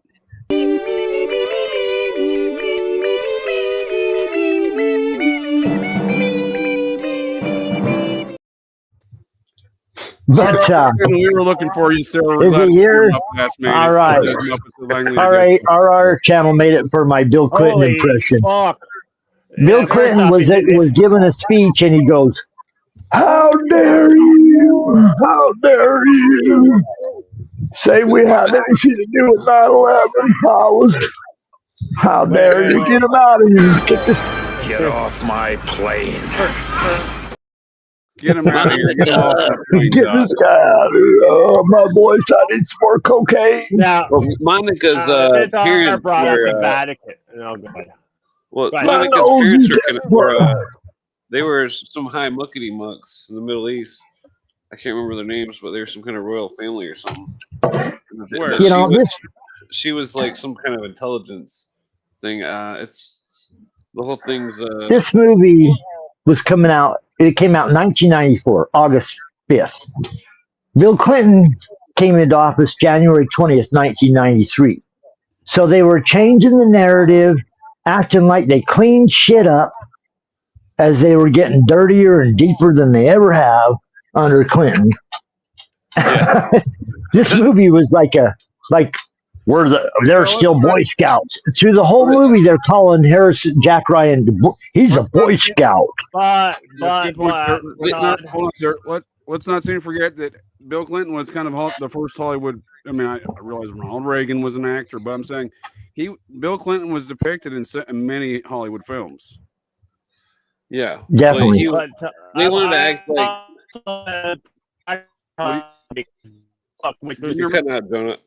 Do you remember this one? Do you remember this one with John Travolta? Xenu's second favorite actor in Hollywood, John Travolta. So we also get Ann Archer. She's a prominent Scientologist. She's in this film tonight. That's right. Yeah, but I wanted to put back on what Todd said though, because the book came out in 1989, so it was far more packed with information. Sir, yeah, they were twisting that sucker. Jonah, sir, if I may, how dare you? How dare you, sir? How dare you? Well, so did you just took a Xenu detour? Are Scientology paying you, sir? Well, back then we used to pretend like that. No, I was trying to interrupt earlier, but I need some more cocaine on the president. Did Xenu tell you to do this? And if he did National Security touch you and show me on the doll where it touched you? I'm kidding. I promise the American people I'll do something about this drug problem. So I'm going to sniff some more cocaine. Get busy. Send my favorite agents. I have a clip for, but I do have another clip here. Let's see what it is. Just answer. Some things have gone on here that I'm just becoming aware of. I was kept in the dark, as you were, for a very long time. Troubling things. Yeah. And now we have to sort them out. We have to figure out who is responsible for what and what to do about it. And we have to do this very delicately, otherwise people might get the wrong idea. That is plausible deniability. That is the theme of the film in many regards. Everyone's like, oh, it's not my problem. They're liable. I'm not liable. I got this piece of paper. I'm a Muppet. Yeah. I'm just trying to help some people, get off drugs, kill some drug dealers. Does this guy think Monopoly's real life? Is that a get out of jail free card? What the fuck is going on around here? I mean, you can allegedly shoot the president in the ear and get away with it. Oh wait, they burned his corpse, right? Well, they're all the NSA and all these things. They're all operating under the color of law. That they've basically taken over the world. And that show me, and we're in the color of law. It tells you can print out a get out of jail free card, and also show me where National Security touched you, sir, on the doll, though, not on yourself.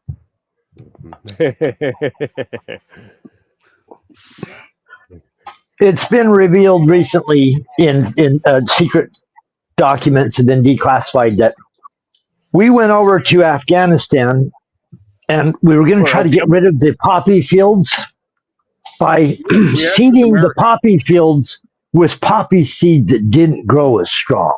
This is what's coming out in the news right now. The CIA had a program, we're not going to kill anybody. We're going to reduce the level of heroin that poppy seeds will produce. Doesn't that sound cool? But man, this stuff is sick. It also coincides with the Sackler family and the OxyContin and the fentanyl. 80% of the world's heroin's coming out of Afghanistan in the 70s. 80% of the world's cocaine's coming out of fucking Colombia in the 80s. And then 80% of the heroin is coming out of Afghanistan in the thousands. So I wonder if there's any connections there, like if there's some kind of repeating. Well, they're forgetting Laos. Laos is Southeast Asia. I mean, I have a clip where you're describing about this authoritative control, even when it comes to the drug trade. These fucking Nazis love authoritative control, and they think they can even control the volume of drug in the actual drug. Thank you for responding to my note so promptly. You should know that I had nothing to do with the death of Mr. Jacobs. It was an act of madness, but a typical one from the men I work for. What do you want? Same as you. Mineral water. Can we agree that as long as Americans demand drugs, someone will supply them? Look, I don't want to be here any longer than I have to. You said something in your fax about a gang war. What does that mean? That you and I want the same thing. Same thing. Really? Only so far you've done all the work. You've taken care of the little fish. I will take care of the one that got away. Once Escobedo is gone, I will be in the position to help you. Yes, we can help you very much. You hear him talking about we can make sure less drugs come into your countries. We work with us. So that's the national security advisor. That's the national security muppet, and that's that wizard intelligence operative that's managing all the drug trade in Colombia behind the scenes. Yeah. And he has direct access to the highest level of intelligence in the United States. Yeah. Has his phone number. They're talking to each other regularly, having lunch on occasion. Well, they're all back and forth working with each other, dude. They're all totally. And then they're telling you all day long of what a scourge drugs are, and we're trying to wipe them out. Right to have a Christmas tree and a pistol. No offense, Jonah.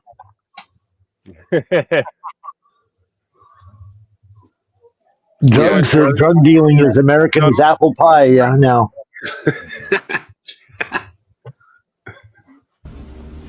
Thank you for responding. Not what I meant to do. I'm also not the vice president. You were saying, Todd, I think I talked over there, sir. I was saying, how dare you? How dare you, sir? How dare you? How dare you, sir? How dare you? How dare thee? How dare you? So, going with what Todd was saying, I looked it up here. If you can bring up the sheet I'm about to, because I might have indulged in cocaine in my life, fair amount of it. But I just wanted to bring up. Might have known him that he ain't cartel member or two. I would not say that, but I mean, did a couple drug dens or 7. You know what I mean? I may have been there. Might have smoked smoky in a Chinese drug den. I might have spent 18 years as a bouncer because that way it was just a hobby at work and not a habit, you know. But I mean, let's be honest. For sure, the drugs are free when you're a bouncer. Well, my spirit animal is former Toronto. This is possibly my favorite Canadian. No offense, John. He's also deceased, so maybe you can now take that position here as my favorite Canadian. Oh, his brother is our piece of fucking mayor of Toronto. When we get together for our Operation GCD, we're going to hire you as bouncer. How dare you? How dare you, sir? How dare you? How dare you? Rob Ford got busted for smoking crack, and they said, "Look, dude, we got you on video smoking crack, yada yada yada, et cetera, et cetera. Are you going to resign?" He goes, "Fuck you, I love crack." Yeah, what's even better? I love that attitude. Wasn't that Marion Barry too? The mayor of New York, he loved crack. He got busted with the money and the drugs. Barry got set up. Saying like, he got set up with $20,000 cocaine. Yeah, but no, that's what I'm saying, dude. Rob Ford was way more gangster about it, dude. Yeah, Rob Ford. Yeah. Dude, did you ever watch the videos of him hanging out in Scarborough with the gangster? Every video Rob Ford's ever done. I'm a Rob Ford super fan. Where he's in the jerk shop and he's talking patois with the Jamaican gangsters. I'm like, what? Anyways, I'm gonna have to zoom in here. Rob Ford is the greatest thing to ever happen to Canada. So I just want to go ahead. This is from the United Nations. It's the Columbia Survey, Territory Suspected Illicit Crops. So when we're talking about cocaine production, and this is 2016, so you see that it's 146,000 hectares, or in 2017, it's 171,000 hectares of fucking fields that are being used to produce this shit. You're telling me that they can't cut down on that many hectares? You know, and maybe knock it down to fucking like. You're telling me the most powerful country on earth that's military budget dwarfs the next country down from us, China or Russia, can't control what's going on in its backyard and prefers a big giant mess, which is known as South and Central America. Big giant corrupt mess. Cocaine element to all this? Free fries when you get vaccinated? I got vaccinated. You're saying I could get this? These delicious fries? Wait a minute. But there's also a burger element to this? Let me check with Bill Neathart. Is it too early in the day to eat a burger? No. This could be breakfast? Okay. I want you to look at this and think about, again. We should get Bill Retard on the next film review, but I do thank all three of you gents for joining me here tonight to get a little GCD on this an occult and esoteric review of the 1994 cinematic masterpieces. Thank you for the invite. I will buy that guy 7 more value meals if he takes a booster shot with every one of them. Yeah. Just to touch base on the movie again. I will say it was a great movie, but I mean, there's so many tangents to reality. There's so much revelation within it that you can't. You're spot on, sir. I like where your brain holds out, Joan. If I may, this book right here is all those tangents you just mentioned and references just now, just one or 2 seconds ago, that we've been discussing here all night. You can find many of these in this astonishing book. The astonishing link between the JFK assassination and the deposing of Nixon, conspiracies from Dallas to Watergate and to Muppetville, the Yankee and Cowboy War by Carl Oglesby. Yeah, that's a fantastic He's a bit of a commie. He's a bit of a commie, but the book introduced the idea of cowboys and oilmen, or oilmen and East India or Eastern country club characters. That's where they started painting the conspiracy as like East Coast guys and West Coast guys. Yep. Well, the other thing I will point out, though, too, because there is so many tangents, a great one documentary that I touched on last time I was on Fridays. It's Hezbollah Inc., and that's INC. If anyone has not seen it, it's a European documentary about Hezbollah running cocaine through Venezuela, shipping cars, like stolen cars that get shipped over to Africa, selling them off for dirt cheap, and then calling them down as profit, etc. So they're money laundering that way. So it was called Project Cassandra, but there's a fantastic 3-part episode. Or 3-part miniseries. And what I found really interesting, because last time I was on, I could probably find the video real quick if you want me to bring it up. But even in this movie, they talk about how, that definitely wasn't a car bomb because it was an airstrike. Well, would have been a car bomb. Could not have been a car bomb, sir. And but it's kind of funny, though, too, with the whole Hezbollah thing. You go back to 2001, and the Lebanese president, I think at the time, was clearly taken out by a rocket. Probably a Tomahawk of some sort, or a cruise missile type thing. And then they said it was a car bomb again, too. And they'd already put it in the Clear and Present Danger book in 1989, and they put it in the movie in 1994. But then they still told people on the news this was a car bomb. But it had a huge crater, and it was indicative of a rocket strike. We see that a lot there, right? We see it in the film. They claim it was a car bomb. It was clearly a JDAM. In the movie, they have the reference where the United States uses a military plane to drop a bomb, and then they try to make it look like it was a car bomb in the movie. Yeah. And how dare you, sir? I just said that, Todd. How dare you? I said that before because they dare you, ran the same thing with Hezbollah. There was a scene that got me where so keep in mind the Masons and all the intelligence apparatus and stuff, they call themselves the Greys and stuff. And the KGB even has a front advertising company in London called Grey Advertising. But so in the movie, the guy, he's talking to Harrison Ford, he's like, "This is a gray world, Jack." And it's like, get off my plane. And you're a Boy Scout. You won't do the things necessary to survive in this hardcore world. Yeah, get off my plane, Todd. Get off my plane. Well, most people don't know that. You're gonna have to throw me off, JJ. No. I won't do that, sir. There's too much wizardry involved. So, Well, I what was the appreciate biggest the invite takeaway? here. What was the biggest takeaway you gents took away from this film while taking things away from it while watching it again this time while you seen it? How much abuse a Chevy Suburban could Please take? take the next 27 minutes on a roundtable discussion on 7 side tangents to answer that question. I do appreciate that there.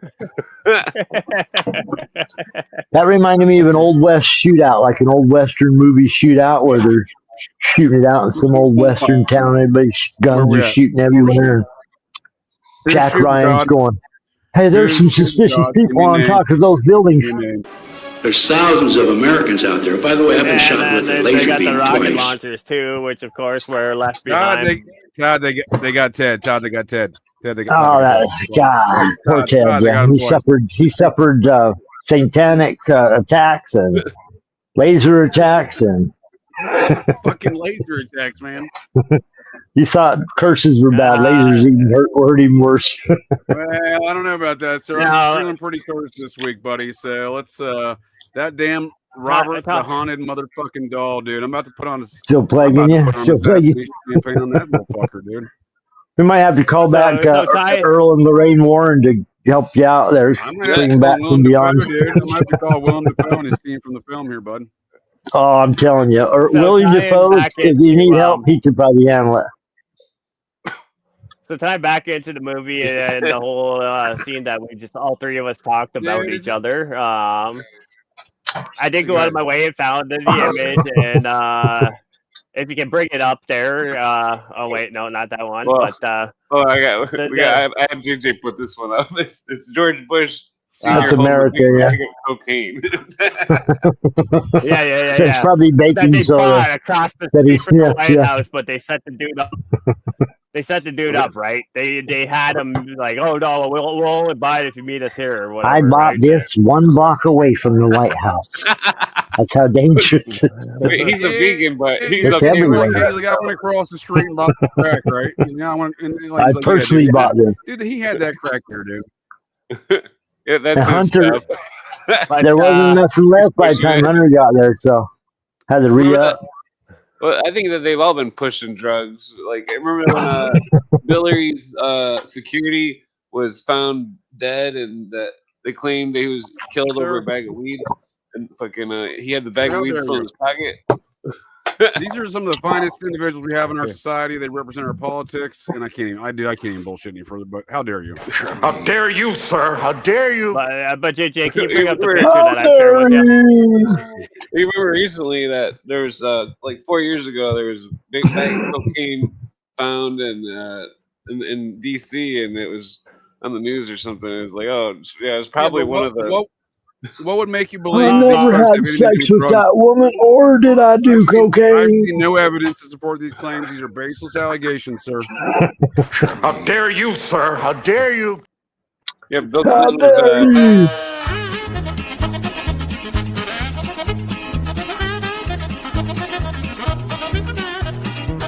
Does crack cocaine make you act any differently? No. Is it safer than alcohol? Probably. People think of crack as being dirty. It's the exact opposite. Cocaine is a hell of a drug. Well, the only difference between crack cocaine and cocaine is sodium bicarbonate and water and heat, literally. That's it. And those things are pretty much free if you go to like a science store. This is free. You can go to your neighborhood convenience store and just get. Anyway, I don't want to tell people how to make crack cocaine, but it literally is a mayonnaise jar, cocaine, and baking soda. Cocaine is a hell of a drug. When you make crack, what you're doing is you're burning off all the impurities so that it combines with the sodium bicarbonate, which makes it smokable. That's all. You know, all of these actors and, you know, people in the past that talked about they had a problem with cocaine and freebasing. They were smoking crack. So Cocaine is a hell of a drug. anyway, my point about it, your point about it, which I think is true, is that there's a thing about crack. Cocaine is a hell of a drug.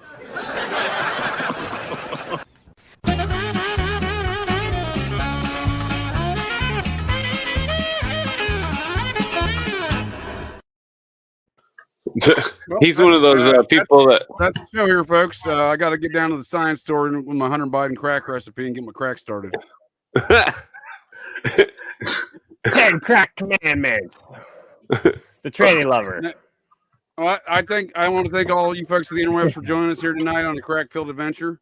And I want to thank you gentlemen as well here. I'd like to pass around here on the circular regions here for some statements on some summaries of the film, possibly more crack recipes if you may, but it's up to you. Yeah, I just wanted to bring this up here because it's kind of funny because that's the bomb under the road. So they dug up the road, placed the bomb, and then built the road back on top of it so they could take the fucking president or prime minister of Lebanon out. So that was Hariri in 2001, but I just found it really interesting that was in the movie in 94, it was in the book in 89, and then they still ran that into operation. Somebody cooking crack in the background. I hear a lot of clanking going on around there, and I hear a lot of banging around stuff. Is someone taking? Someone's got the Pyrex going. It's Jonah's roommate, Bigfoot. Not showing somebody out of the back door, are you, Jonah? Well, so in the movie, this pertains to the movie, to the audience. So, like in the movie, you bouncing over there? What's going on? Well, in case somebody can't read between the words of what Jonah was saying, that in the movie that there was a missile that went down, and that news article that there was probably a missile that hit it, not something buried under the road. Yeah. So, that movie was showing you in 1994 that stuff is going on that even the president, as lovable as he is, can't stop, can't handle. So, that movie was kind of opening people's eyes. Even the president can't stop the drugs. Terrorism on these lands here, bud, that folks don't like to recognize. This one occurred not necessarily relative precisely to the tales tonight or in the film tonight, but similar. This is all around this national security nonsense. And we see the former, we see, like, for example, in Iran-Contra, right? We see the former secretary. Oh, watch out. That back up. You got dogs attacking you? What's going on? No, they're fucking him.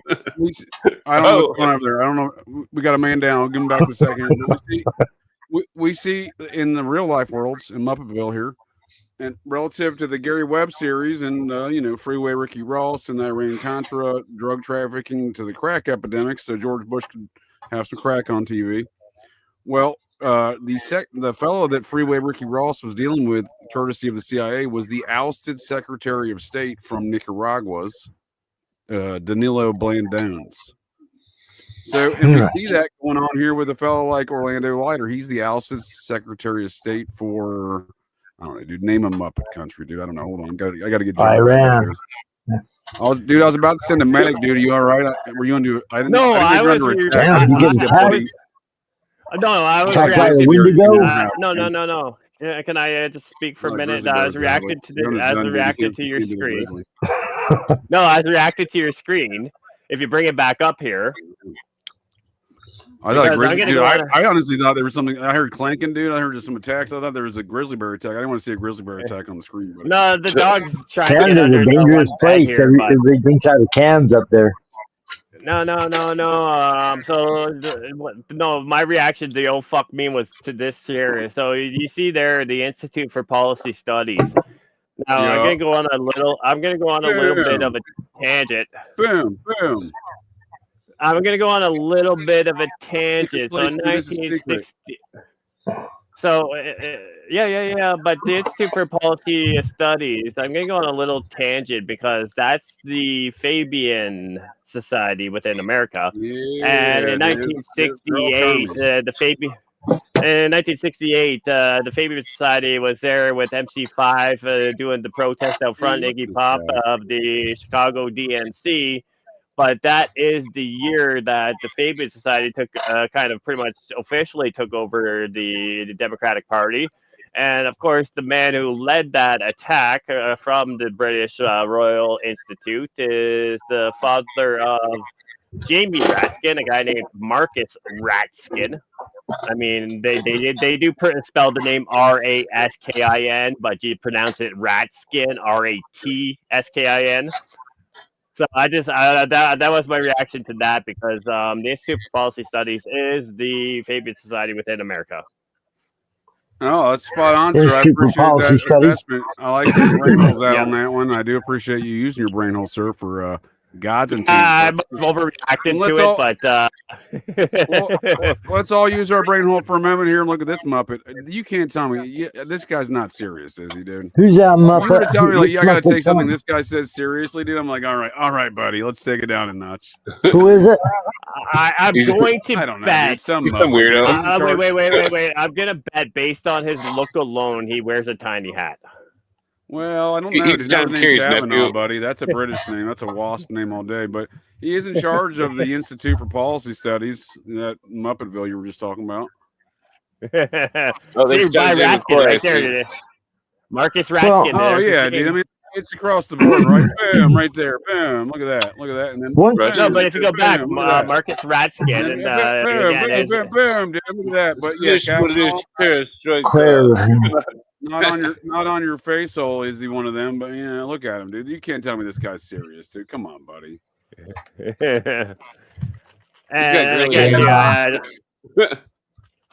Dude, I've laughed at less serious people, dude, or more serious people, however you want to look at it.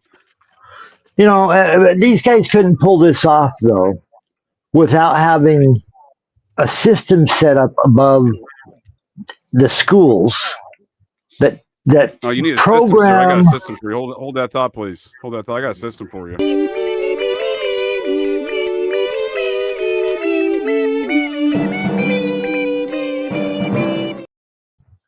All right. Look at my favorite CIA AI Bill Colby ball washer bot, dude. This is the system right here. This is the system you're looking for, sir. Is that Gerald's? Is that Gerald or? No, this sir is RR channel. You call the devil will appear at RR. Please tell those Muppets at Langley to go fuck themselves. I appreciate you joining us this evening. But when you're saying a system, dude, we got a way of dealing with dissenters. We got a network of Bill Colby ball washers that come in here and say the most ridiculous shit. I like it. It's one of my favorite things, but it's still silly. We live in a Muppet. You know what a lot of people don't realize, and they couldn't have pulled it off without this stuff, is that back in the 60s, and recently it's been declassified, the CIA was donating mass sums of money to the National Education Association, and they made them the most powerful. They made them the most powerful lobby above our education system. That is an umbrella above every other education. What's the word? Union. Any teachers union is being guided by the National Education Association. They're you go back totally to the General CIA. Education Board, though, too, right? So that goes back to 1913 through the Rockefellers, the Ford, and JJ. I'm just gonna say it now. They write about. They have to get stuff to a certain point, education-wise, to go do foreign policy. They got to convince people that there's a drug problem. The Carnegie Endowment for International Peace. Look, everybody, there's drugs right around the corner from the White House. Your house having drugs, that's no big deal, but the White House, that's a big deal. But JJ is talking about these endowments, talking about these systems, talking about the Institute for Policy Studies. On Friday, we're definitely going deep into the Reese Committee. I'm gonna fucking go there. This Friday, I want to hear that. Yeah, the Reese Committee. That's important stuff right there. Dude, that's one of the first places where they talked about foundations. I just read this AI CIA bot Bill Colby ball washers comment. I didn't read it before because it's our channel. Let's be honest. Yeah. Dude, that's an AI song, dude. What the fuck are you talking about, RR? You're out of your fucking Muppet mind, buddy. Go back to are you subscribing to JJ's Patreon? Are you donating to this show in any way? If not, there's a very particular conspiracy theory forming that I am RR channel. I'm gonna have to say I've heard that. How dare you?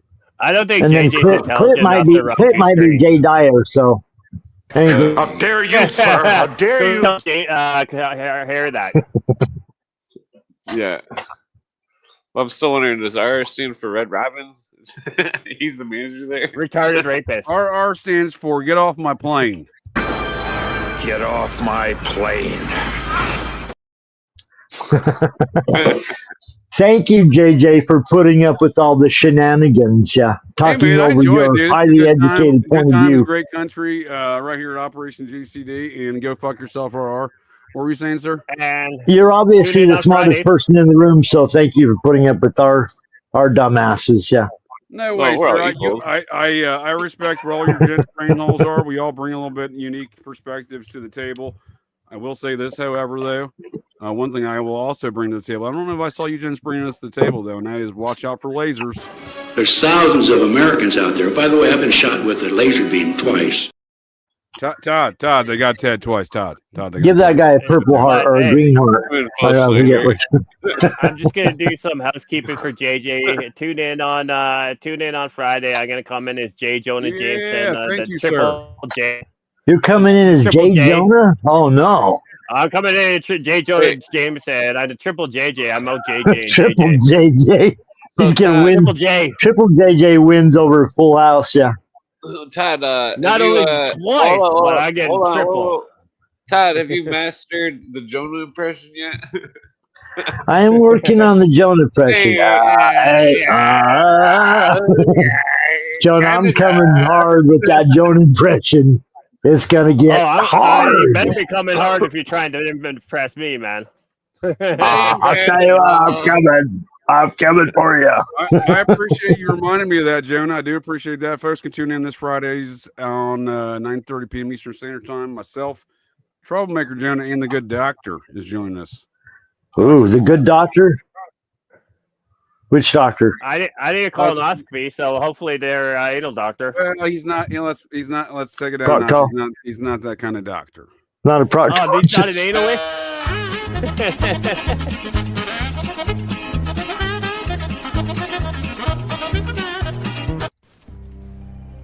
We got a big day out there. Big one. We got a full moon. People are going to be amped. All right? Let's see what we got on hot tips, all right? Whoa. The new bath mats are in.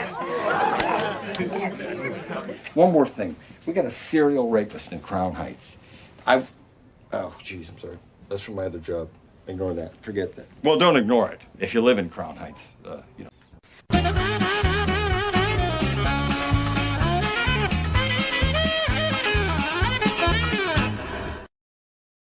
Careful out there for them lasers in that serial rapist in Heights. So, gents, as we bring this thing in for a close, I do thank y'all again for joining me, a little GCD, and you folks at the interwebs joining us here to little GCD on these hood rat shit operations straight from the White House of plausible deniability. Dude, imagine. So, if this shit never stopped, this is the game I like to play with things. If this shit never stopped, who stopped it? Point in time to where this shit stopped. Also, point in time on the doll, not your person, Jonah. Or national security touched you. There's still 44. What's going on today, buddy, is what I'm talking about, right? Yeah. Just like the stupid movie ends with Jack Ryan testifying before Congress. It doesn't amount to a fucking hill of beans. Well, so there's currently. I'm going to go before Congress and tell them the truth about you. Doesn't amount to hill of beans. Back in the early odds, Jeffrey Epstein's chief client. Hold on, sir. Jeffrey Epstein's chief client and former U.S. senator from Maine was too busy holding hearings on fucking baseball and steroids, George Mitchell, as opposed to doing anything of any legitimate nature. That's what I think about testimony in Congress. That's a good example of recent. But JJ, I'm going to say that. Did you call me JJ? I'm not the vice president. I assure you, my name is JJ, not the JJs. No, I said but JJ. I was going to say, okay, go ahead. I got the comps here. I got 10 seconds. Okay, so 9, 8, 7, 6, 5. Damn it, I forgot what it was. Damn it, you Jonah.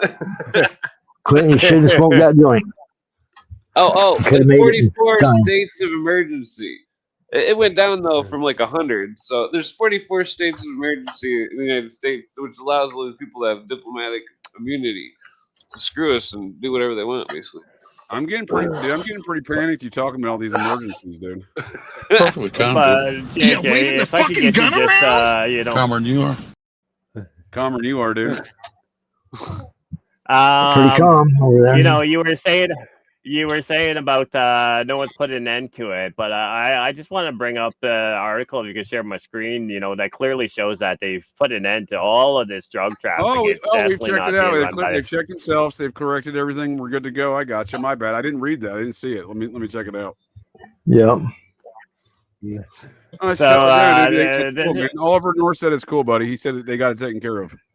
That's right. So do any of you guys remember this one in 2019? So this Monday in 2019? No, so a bombing in Britain.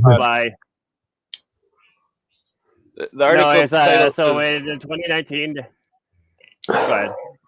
The article, for Todd's sake, the article title says, "Cargo ship owned by J.P. Morgan Chase seized by U.S. with 20 tons of cocaine." Dude, Todd's not blind. And what is this, 2019? This 2019? Yeah, 2019. So this is the port of Philadelphia. I'm just giving you a hard time. It's in the port of Philadelphia. So there was an entire ship. Till I'm blind, well, I cannot see again. And then it turned out that the ownership was J.P. Morgan Chase. I mean, you could just go into Chase Bank and the Rockefellers and J.P. Morgan and. I mean, let's be honest, they were definitely not involved. Dude, rug peers did not do this, man. The Nazis are knee deep in Chase Bank. But what I point out, is it their logo being a swastika? Is that the reason why you say that? Well, there's more than that. Dennis Cuddy covers it really good. Yeah, well, that's just like your opinion, man. What's your opinion, man? I get it, but that's your opinion, man. It's also their logo. No, it's Dennis Cuddy's opinion. So is carpet. I think Bill Cooper did it better this season. All right, thank you, JJ. Thank you, JJ, for the invite. That movie was a long one, 2.5 hours. But it brought back some nostalgia back when we cared about, when we saw American, there was actually good guys, more good guys than bad guys. Now we realize it's probably 80% bad guys, 20% good guys. Wait. Can I do Thank one you tangent for on the book? bringing us back.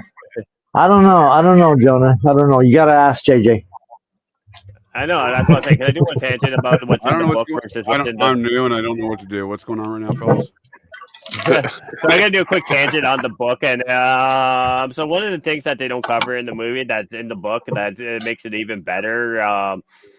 So you know how they catch when they catch the smugglers at the first, the ones who have all the money or whatever, they killed the businessman. So in the book itself, what they actually do is they fake hang the prisoners. So it's just another level of national security that's included in the book that they don't happen to put in the movie. They have a whole criminal case that comes. Correct. He's correct. I bought this inches away from the White House. How was this not? No, that's a good. I appreciate those different characteristics in between the compare and the contrast from the stories and the Hollywood producers versus the book forms. But you need some crack. Yeah. Crack. So how is that not a marketing campaign for crack? I never seen crack. Hey kids, you got crack? I've seen that on TV. Why not? You better get some. That was my first. Wait, did you know there was a Officer McGruff or Rough McGruff? There was a song that he had. I remember Officer McGruff, the giant fucking freakishly giant dog that scared the shit out of me. Look at those balls of cocaine over there.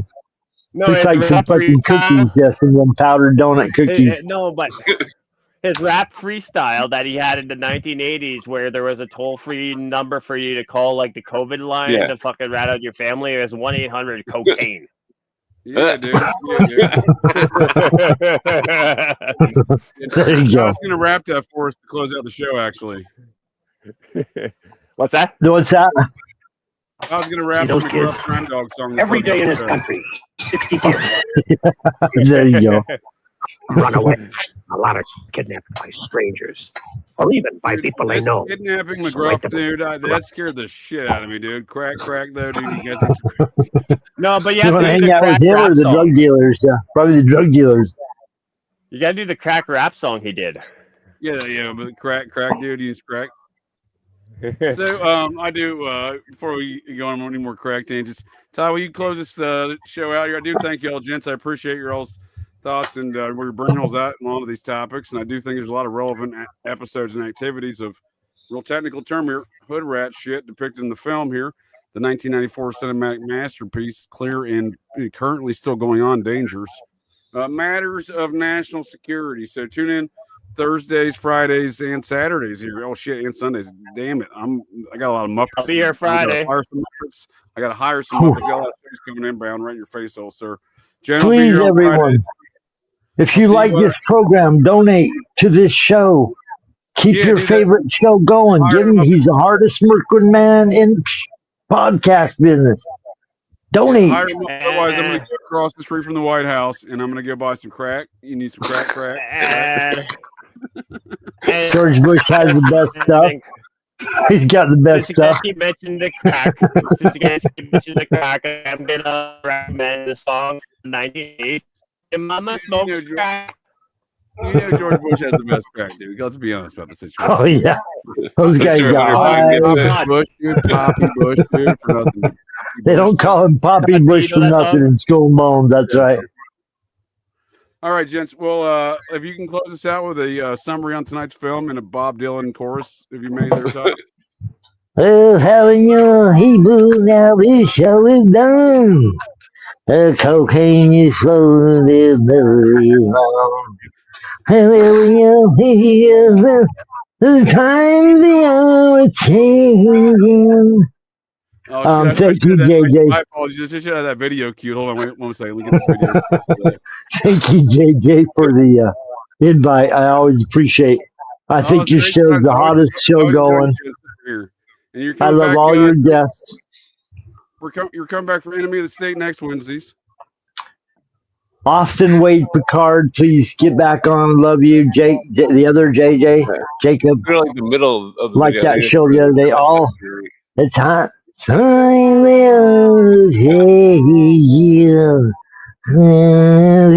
Clint, you got to get the harmonica going. Thank you, gents. For Todd's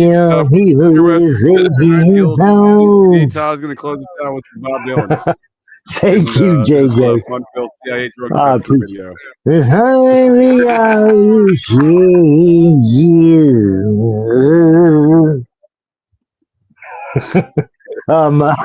Let's do that other one. What's that other one I like to do all the time, Clint? How's it feel? To be a rolling stone. You're like a rolling stone. No, right, thank you, gents, JJ. I appreciate your all's time, and folks of the interwebs, we'll catch you soon, and watch out for lasers. There's thousands of Americans out there. By the way, I've been shot with a laser beam twice. Todd, they got Ted twice. Todd, Ted down. I know, watch out. Speaking of Ted down, they may have got Jonah with some lasers. He left her. I don't know what happened. He may have got hit with lasers. Damn. That's the quietest I've heard Jonah, too. Usually he's just shouting and yelling and jumping up and down. Are we in the same show, sir? I appreciate all your time. We all shout over each other, and that's what I appreciate, part of the circus here. But I love Jonah. Is there a burger element to all this? Well, that's it. That's the show here, folks. So the next time you're out on the town, visiting your local watering holes, or perhaps just meandering around, and you hear the unmistakable sounds of metal clanking, and you spot signs of a disturbance, well, check your six. Look in that garbage can, because you never can tell. The GCDs may be loose in your town.